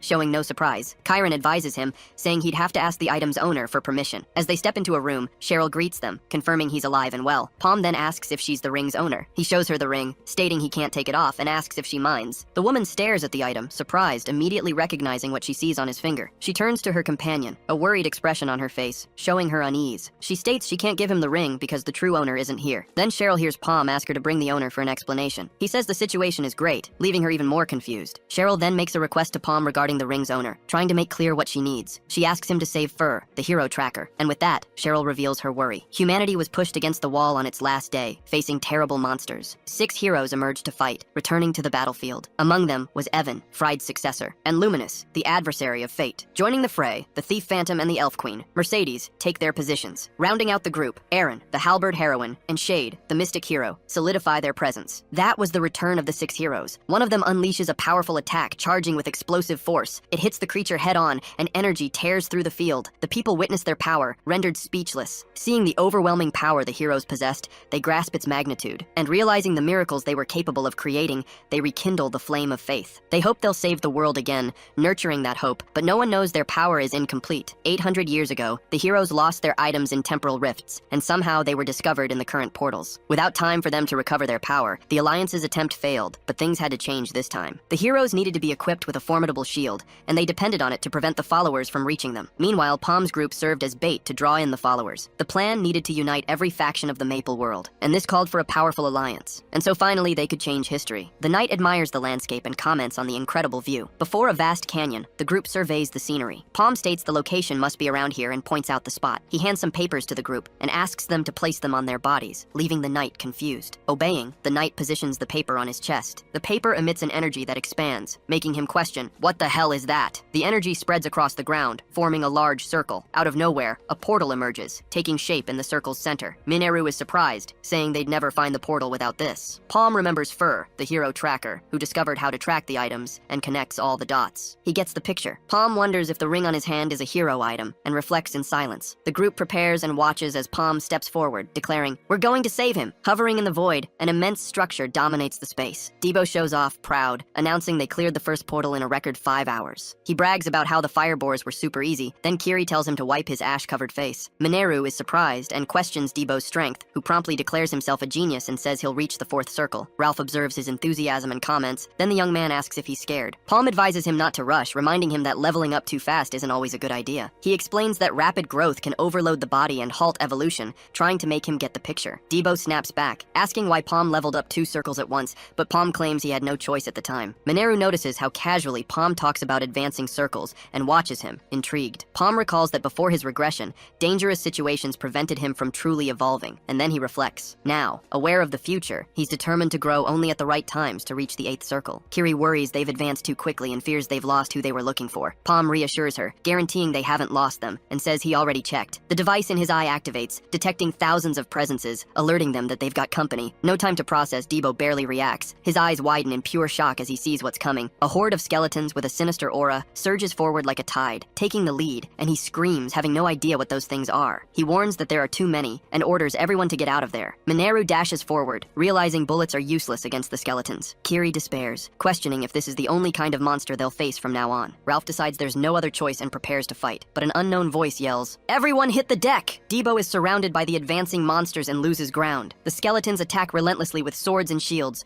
pressing on without mercy. Suddenly, an unknown force hurls these creatures away. A crosshunter emerges before them, identified by her monocle of penetration, revealing herself. Debo expresses relief that she's there and reacts, but suddenly, Fur, the newcomer, urgently asks for something. He desperately begs for food, revealing his state, and then he simply collapses to the ground, leaving Palm and Debo bewildered. Fur explains that, trapped there, he learned the patterns of the skeletons and local devices, and thus recounts his experience. He boasts about his excellent infiltration skills and tries to regain his composure. While Mineru creates a barrier, Fur reveals the big problem was being 5 days without food. He continues, claiming he nearly starved to death, but Palm interrupts him to ask for a favor. Palm sees him eating with his mouth full, gives up, and just tells him to finish his meal. Mineru smiles slightly and comments that, either way, it brings a certain relief. She speaks casually, mentioning that after finding the exit portal, they no longer need to defeat the boss. But Fur cuts her off, saying he still has a favor to ask. He bows deeply and pleads, "Please, become my bodyguards for 3 days." He explains why. He claims there's an item he's looking for, and he can't leave, otherwise his friends would have died in vain. He admits his limitations, confessing he's not good at fighting, so exploring the place alone is difficult. So he asks for their help, guaranteeing he'll track down the item in 3 days and will reward them. Palm questions the proposal, asking how he can find something in 3 days if he couldn't in a month, stating he has no time to lose. But the hunter replies he hasn't searched the dangerous regions and has a hunch about where the item is. Elsewhere, a white-haired man observes from a distance, wondering if it's all starting. Curiously, he questions if the great hero wouldn't escape this time, but no sooner does he finish than a cold voice answers his question, asking, "Are you so sure about that?" Seeking to know who it is, he turns back, looking for an answer. A multi-eyed creature is disappointed with Evoke, as he isn't capable of finishing off a small insect. He kneels and hears a small spider ask, "How much more do you plan to embarrass yourself?" He knows he has no excuses, so he just accepts any punishment and states his plans are already in motion.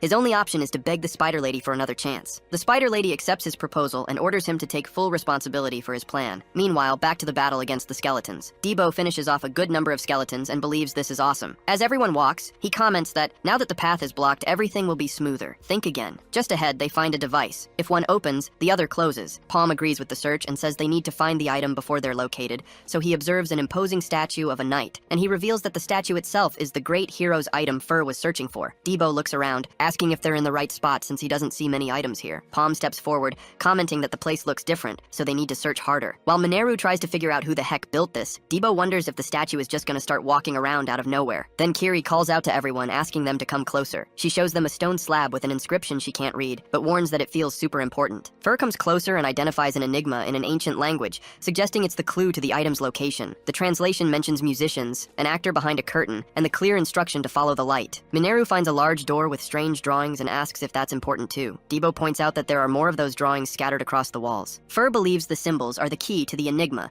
and that each one represents something. He remembers the part about following the light, connects the dots, and realizes what they need to do. Following the instruction, Debo places his hand on the symbol that looks like a sun on the door. The door opens, and he comments on how it was way too easy, but a brutal blast of fire erupts from within. Kiri screams Debo's name as the flames hit him square on. Frozen, he stands completely charred by the attack, a total fiasco. Ralph laughs at the situation, while Fur regrets thinking the answer was the sun, but he has a sudden revelation, and then regains his focus. Remembering the phrase behind the dark and deep curtain, Fur concludes the answer is the moon. He points with conviction and states, "Now it makes sense." Ralph agrees it sounds right, but a trap is triggered, and a rock hits Ralph square on. With both of them injured, Fur apologizes and promises to get it right on the next try. The group stands in tense silence in the center of the room. Kiri comments that they seem to trigger a trap linked to the symbol every time they get the answer wrong. Debo says he gets it, but the problem is they just don't know how to solve the enigma. They stare at the other doors, wondering what the heck the lightning bolt and X symbols mean. Debo suggests Fur press one of them, but the hunter hesitates, fearing he'll get it wrong again and suffer another hit. Palm suggests they might be interpreting the symbols incorrectly, and that they should solve the enigma first. He states that Fur's interpretation wasn't wrong, but that behind the dark curtain was the night sky, and the musicians could be crickets. Palm continues explaining that the part about despising us could refer to the moon and stars,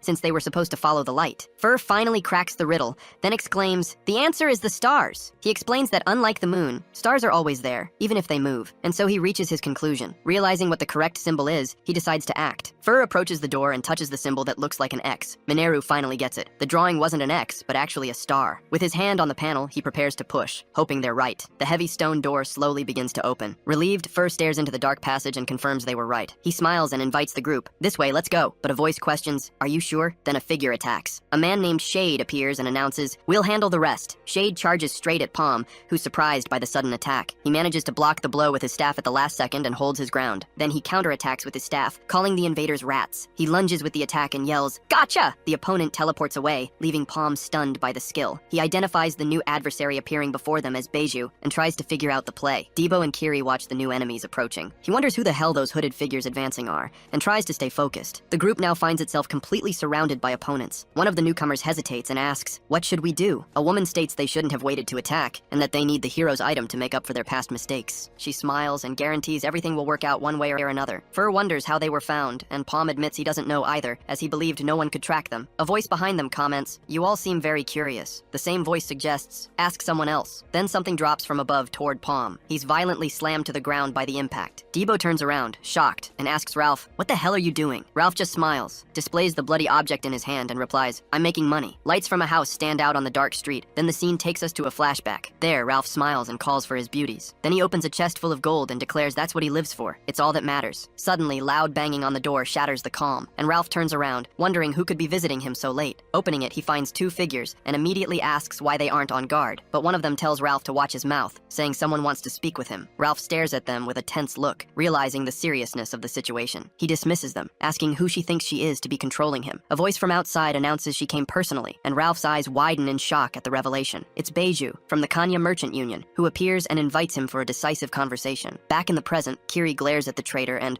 without mincing words, calls him a piece piece of trash. Ralph, in turn, tells her not to look at him like that because it scares him. Debo then questions, getting straight to the point, if he betrayed them for a few coins. But Ralph scoffs at the accusation, revealing that even the guards received an offer of 3 times their own salary. The guy is a full-blown traitor. Then, Ralph turns to Palm, who struggles to stand, and asks how much money he thinks his head is worth. Bleeding, Palm reveals the truth. The bounty is 100 million misos. Ralph laughs hysterically. I mean, how could he refuse an offer like that? It's way too much money. But suddenly, Mineru attacks him with a shot from behind without warning. The masked figures announce that the time for goodbyes is over, and one of them immediately gives the order to get everyone. The battle begins instantly. Kiri crosses her sword with one of her opponents, who, cynically, asks her to step aside. The knight then asks, "Do you really think things will go according to plan?" Her adversary confirms they will, and parries the blow with absurd ease. Kiri's opponent comments that even though she learned dual wielding, she still uses her right arm for stronger attacks. And she continues, explaining that by reading their enemies' patterns, dodging attacks becomes way too easy. Meanwhile, Debo is at a disadvantage because his openings become all too clear when he faces more than one enemy. Kiri's adversary claims to know their every move and tells them to accept it. "You will die here." Mineru shoots at the followers, but Beiju deflects the shot with ease and praises her, saying it was exactly what he expected from Chiron's disciple. Mineru shoots again, but the shot is blocked mid-air. Then Beiju captures her by the neck with a chain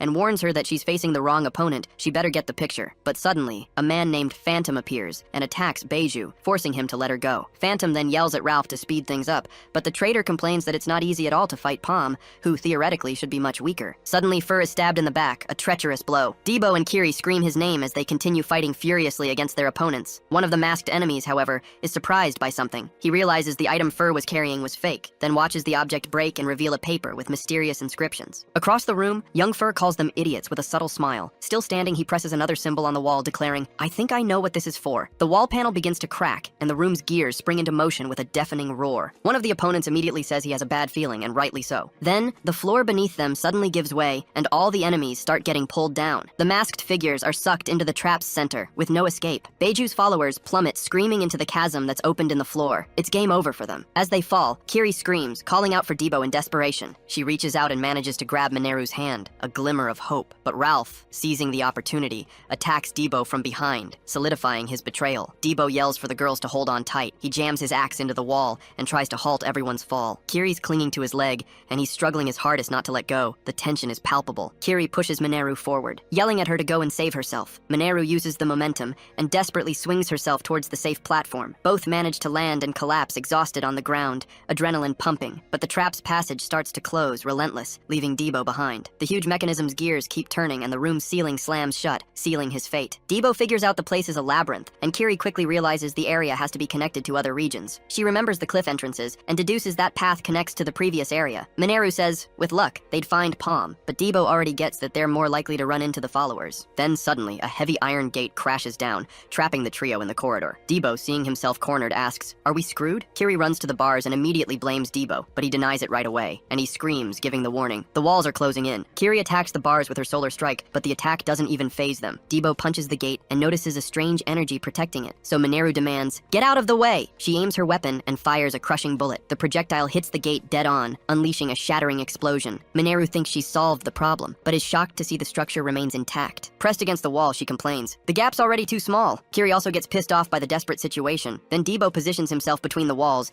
and tries to stop their advance, surprising Kiri with his brutal strength. Kiri yells his name and he uses all his might to hold back the walls. He firmly states they can't die like this and holds his ground. Mineru pleads for Kiri to do something, but the knight replies she doesn't know what to do. Then suddenly a voice comments, "This isn't working." Debo reminds Kiri that since she once tried to kill him, he'd save her in danger because he hates owing favors. He turns to her and asks, "Can you save me one more time?" Kiri stares at the guy and calls him crazy for joking around in such a tense moment. She yells for everyone to hang in there and takes charge. Kiri explains the bars are protected by a mana-powered machine, and she's going to find and destroy the mechanism. She sprints down the corridor, yelling for them not to even think about dying before they pay her back. The knight scales the wall, using the crevices as footholds to climb fast. Elsewhere, Palm whips out his summoning skills, grumbling that the enemies are just straight-up killing machines. Hitting a dead end, he totally freaks out. Fur just asks himself what the hell is even in this place. He gets jumped by one of the followers and tries to beg for mercy. Palm pushes himself to keep fighting the followers, without letting up. Ralph yells, "I warned you not to let your guard down!" Beiju moves in and declares, "It's all over for you! No point running!" Palm launches a projectile at a pillar. The projectile slams into the structure in a gigantic explosion. Ralph pins down a follower, and Beiju yells that she can die, but not before she pays him back. Fur throws up a protection spell to block a follower's attack, and readying a shuriken blast, he tries to strike back. But one of his own allies snatches him from behind, cutting off his move. The blast fires off right at Palm. Palm even while saving the kid, screams that his neck is killing him. Palm then just tosses the kid onto the ground. Exhausted, he watches the other followers approaching for the final attack. He turns and hits one of the enemies with his flaming staff. Palm keeps up the fight, tearing through his opponents. Leaning on his staff, he remains there, surrounded by the bodies of the defeated followers. One of the masked followers stares him down and tells him, "You're a monster!" Kiri races in, arriving in a room right in front of an energy beam, and immediately wonders if she's finally figured out what she was looking for. Her eyes lock onto the pulsing device in the center of the room, and Kiri realizes that must be the mana source for the whole structure. So she concludes that by destroying that unbelievable amount of concentrated mana, she can save Debo and Mineru. But then, a voice calls her interesting, and her opponent appears right behind her. The adversary then attacks with a devastating slash, and Kiri is gravely wounded, falling to her knees from the impact of the blow. The opponent gloats about her luck, saying, "I can just kill the other two by killing you," she screams. Kiri is the weakest among them. Even with Kiri wounded on the ground, the adversary still claims things are going her way. She commands, "Get out of my way, you follower," but the woman shoots back, "I can't do that, and I have a name too." The adversary then invites Kiri to, "Let's chat a bit." Kiri, already powering up her rising sun technique, fires back. "Bring it, because I'm a little busy." The opponent calls her stubborn, and immediately launches a torrential rain of blades to kill Kiri once and for all. Kiri defends herself from the attack, but notices there are fake swords among the blades. She takes a hit from one of the blows, regretting she can't tell the real blades from the fakes. Kiri dodges, but is surprised by a new attack coming from behind. She realizes the opponent is shifting the blade's trajectory like she's using telekinesis,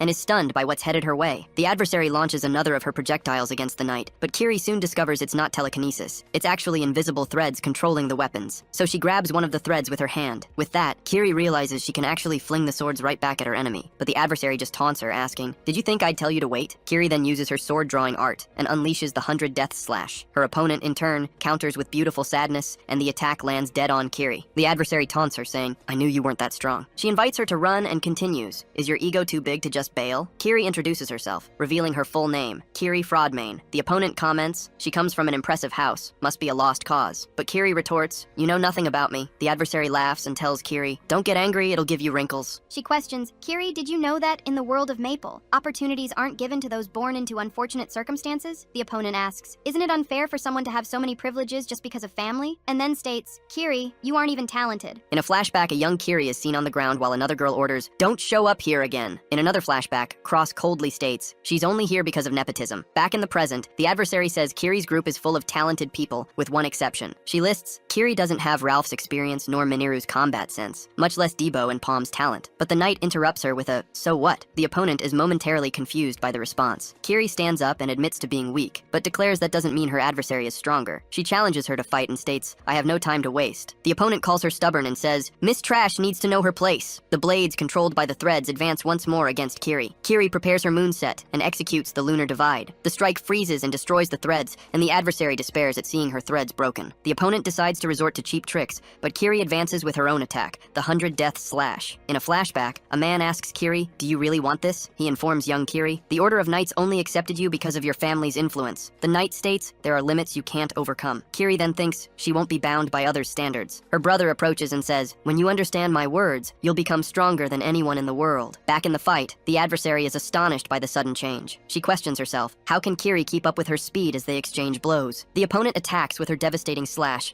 but Kiri dodges the blow at the last instant. The power within Kiri then reveals itself as a vast universe. She prepares to use the Solunar Time technique.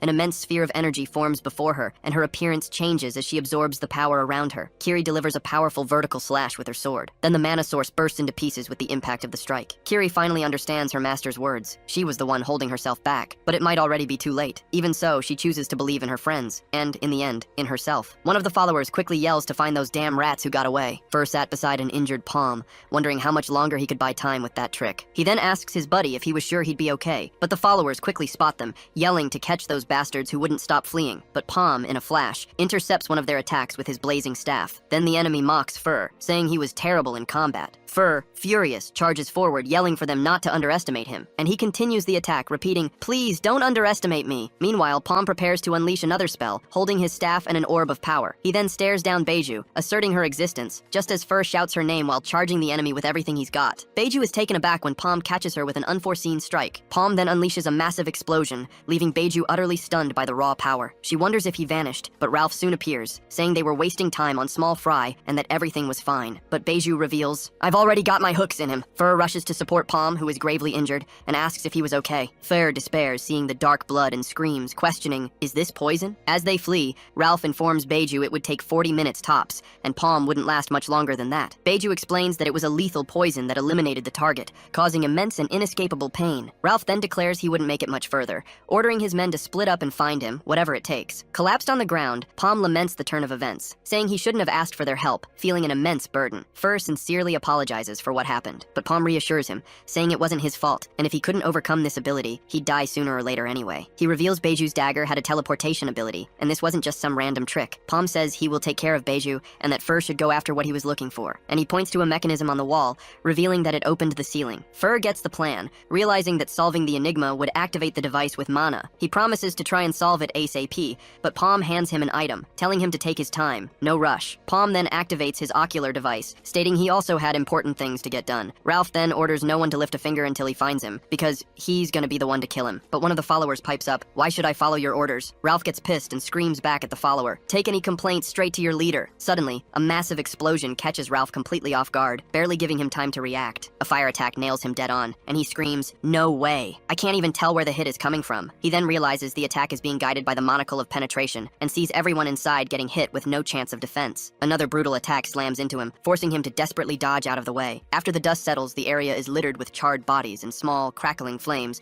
and Palm coolly announces it's over. Right after, Fur announces he finally cracked the enigma, and mana is now flowing through the device. But when he turns around, he finds Palm passed out on the ground and desperately yells for him to wake up. Suddenly, the mana source shatters, and Fur wonders what the hell is wrong, realizing the flow has been cut off. And then, out of nowhere, Ralph appears behind him, a sinister smile spreading across his face as he says, "I finally found you." A wall shatters, and Debo immediately asks Kiri and Mineru if they caught that noise. Then, a massive wave surges down the corridor, and Kiri immediately shouts, "What is that?" The current slams into them head on, and Debo can't even process what the hell is going on. The force of the water drags them away, and they end up completely submerged. Elsewhere, Beiju gripes about an annoying noise, but a voice quickly presses him, "Where's Ralph?" Beiju realizes the passage is rapidly filling with water, and he mutters he was dead wrong, thinking the confident person in front of him would get out of there. That's when Ralph emerges, carrying 2 followers on his shoulders, and he claims he suffered a ton because of this whole scheme. Beiju immediately questions him about the crew he sold out, and Ralph replies they all died fighting in their own way. Ralph wraps up the job and immediately demands payment for Palm. Beiju confirms the kid is alive,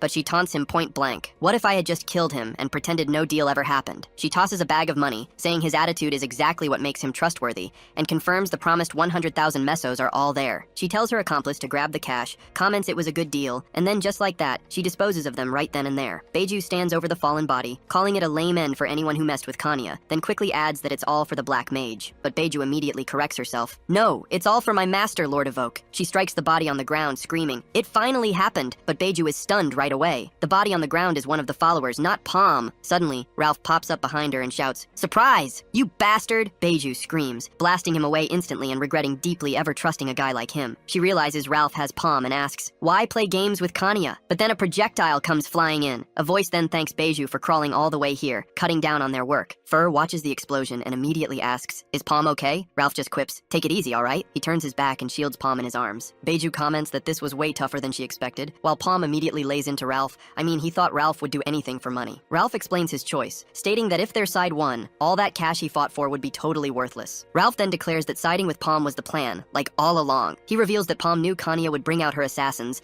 and that the outcome was already super obvious. Beiju asks if hurting Palm in the first attack was an accident, and then a voice questions, "What does he mean by hurt?" Palm stands up, claiming he's Maple's top healer, and that was just a treatment. And he quickly adds that if Palm had been actually attacked, he would have died, so he's just gonna cut the explanation short right there. Ralph thanks them for easily scoring 100 million, and then immediately declares Beiju is all alone now. Beiju promises he'll regret that decision and charges into attack. Meanwhile, a hand reaches for Kiri, who's floating completely unconscious in the water, and then her eyes snap open the exact moment the hand touches her. Kiri surfaces, spitting water, in front of a massive suit of armor, and Debo immediately asks, "You're alive?" Mineru also breaks the surface and questions, "Happened here?" Debo eyes Kiri and instantly concludes that whatever it is, the situation is looking really bad. Water gushes from every passage, and Kiri realizes the whole place will be flooded in less than 30 minutes. She informs them the ceiling is the only way out, but comments that the mechanism to open it has already been destroyed. Mineru spots something in the water, and then a wave shoves her aside. Debo whips around instantly at the sound, and his eyes go wide. He sees the giant armor moving on its own and stares at the light that flickers on in the ceiling. Beiju finds himself surrounded, and he doesn't waste a second complaining. This is a clone technique, a cheap and dirty trick. But Beiju is smart, and quickly realizes that most are just spell-made fakes, so he gets the picture. The real one is hidden among them. Fur is working his butt off and warns that he can't keep the technique going forever, but Beiju is already defending against an attack that came out of nowhere. and then multiple projectiles hit him dead on and explode with brutal force all around him. First screams, "They got us!" Then Evan grabs Beiju from behind, furious, and immediately demands, "What the heck were you thinking?" Palm, in full taunt mode, announces, "You'll never guess what we just pulled off." At that exact moment, Ralph nails Beiju with a devastating blow. Beiju is stunned by the hit and tries to fight back instantly, yelling, "No way I'm letting this happen!" Ralph holds him tight, and a powerful energy envelops them both, sealing the confrontation. Beiju glares at his opponents with pure hatred and curses them out. "You damn pieces of crap." He then decides Fur will be the first to feel his wrath and attacks him mercilessly, landing a direct hit. Gasping, Fur can barely speak. These guys are practically a bunch of monsters. Ralph lunges toward a clone, while Beiju fends off another right on his heels. Suddenly, a devastating attack known as Dark Flash is unleashed, throwing Ralph and one of the clones backward with overwhelming force. Wounded, Beiju struggles to his feet and vows, "I'm gonna kill all of you no matter what." But out of nowhere, an immense torrent of water crashes down on Beiju. He's swept away by the furious current, while Ralph clings to a pillar and murmurs, "Looks like the time has come." Beiju emerges from the shadows, stealthily, and attacks Ralph from behind. Gravely wounded, Ralph tumbles forward, while his opponent floats, victorious, right behind him. Beiju then swears, her voice filled with hatred, "I'm going to kill all of you." Ralph turns with difficulty to face Beiju. Pierced by the blow, Ralph screams in pure agony. Why does it hurt so much? Palm and Fur watch the scene in shock, desperately screaming their fallen comrade's name. Beiju sees the kid holding the staff and then she yells, "Palm!" But Ralph gets the picture and immediately asks where she's looking. Then he punches Beiju in the face, the impact so brutal it cracks the ground and sends her flying backward. Ralph declares he hasn't lost to the darkness, and warns that at this rate, he won't be able to fulfill Evoke's orders. Beiju counters, asserting she'll make it happen, no matter what. Their attacks clash in a massive collision, an overwhelming force. Yelling that she can't let them leave alive, Beiju declares she'll do it even if she has to sacrifice herself. Then she swears she'll kill them all as her own power begins to consume her. And then she screams Evoke's name, but Palm, cleverly, reveals she still has an arrow left. She fires, creating a gigantic vortex that swallows everything. A white-haired figure emerges from the explosion and congratulates her. Good job. Beiju reaches out to Evoke, seeking forgiveness. A colossal explosion of light engulfs the place, and when the dust settles and the light dissipates, only Beiju's weapon floats in the water. Fur immediately despairs as he realizes the water is rising fast, and it's almost at the ceiling. Debo tells everyone to just hold on a little longer, promising that help is coming. Palm, then, is already submerged and swims downward, holding a device with an air bubble protecting his head. He knows less than 3 minutes remain and hopes it's not too late. The device is already armed and will open as soon as it receives the exact force. No time to waste, he's got to find the shortest path to his crew, so he darts through the water. Ralph pops up, yelling the water's almost hitting the ceiling. Fur tells everyone to hold their breath, and Mineru's already counting down. Everyone dives in, holding their breath. Palm gets that the regular path will take too long, so there's only one way out. He stops in front of a giant passage deep down and decides, "I'll just make my own path." He focuses up, knowing he only gets one shot at this. Then he unleashes a massive attack on the passage, which shatters in a devastating explosion. The explosion's force tears open a new path, and the current immediately pulls everyone inside. A small object drops down towards an imposing central tower, and then gears and energy rings activate throughout the entire structure, setting off a chain reaction. Palm sees the energy flowing from a device now sitting in the middle of the room. The energy feeds the mechanism, and the giant gears start spinning with unbelievable force. Fur and Mineru look up, still holding their breath. The current then pulls the entire group into a crack opening up in the ceiling. Debo and Kiri finally surface, gasping for air. Debo says he thought he was gonna die, watching Kiri lean against the edge. Mineru asks if the armor's gonna move, and Debo then calls out, "Boss!" A whirlpool already starts forming on the water's surface. Palm slowly sinks through the passage he just opened. He's losing consciousness but still reaches out as he keeps descending. Mineru and Palm descend together, swallowed by the light. She reaches him and already holds him in her arms. A new figure emerges and says, "You're pushing yourself too hard again, huh?" Palm opens his eyes, totally lost, and sees himself with his old crew in a forest. He's on the ground, surrounded by past allies on a sunny day. A past comrade speaks up, "You can rest, man, if things get tough." Kiri advises him not to push his limits, saying, "You did a good job." Palm gets that it's just a memory, but he recognizes the moment. Then he remembers he'd said he was fine and that he'd made a promise to them. Back in the present, the group's all gathered and safe at the edge of the now empty room. Palm then wakes up in Mineru's arms as she coughs up water from her lungs. He sits up and asks, "What happened? Did you save me?" Debo says it's good he's awake and tells him, "We were getting worried you took so long." Palm comments his body feels okay, and Ralph affirms, "That's all thanks to your healing ability." The young man asks, "What's up? Is something wrong?" But Mineru immediately says, "It's nothing," and gets all embarrassed about what she did to save him.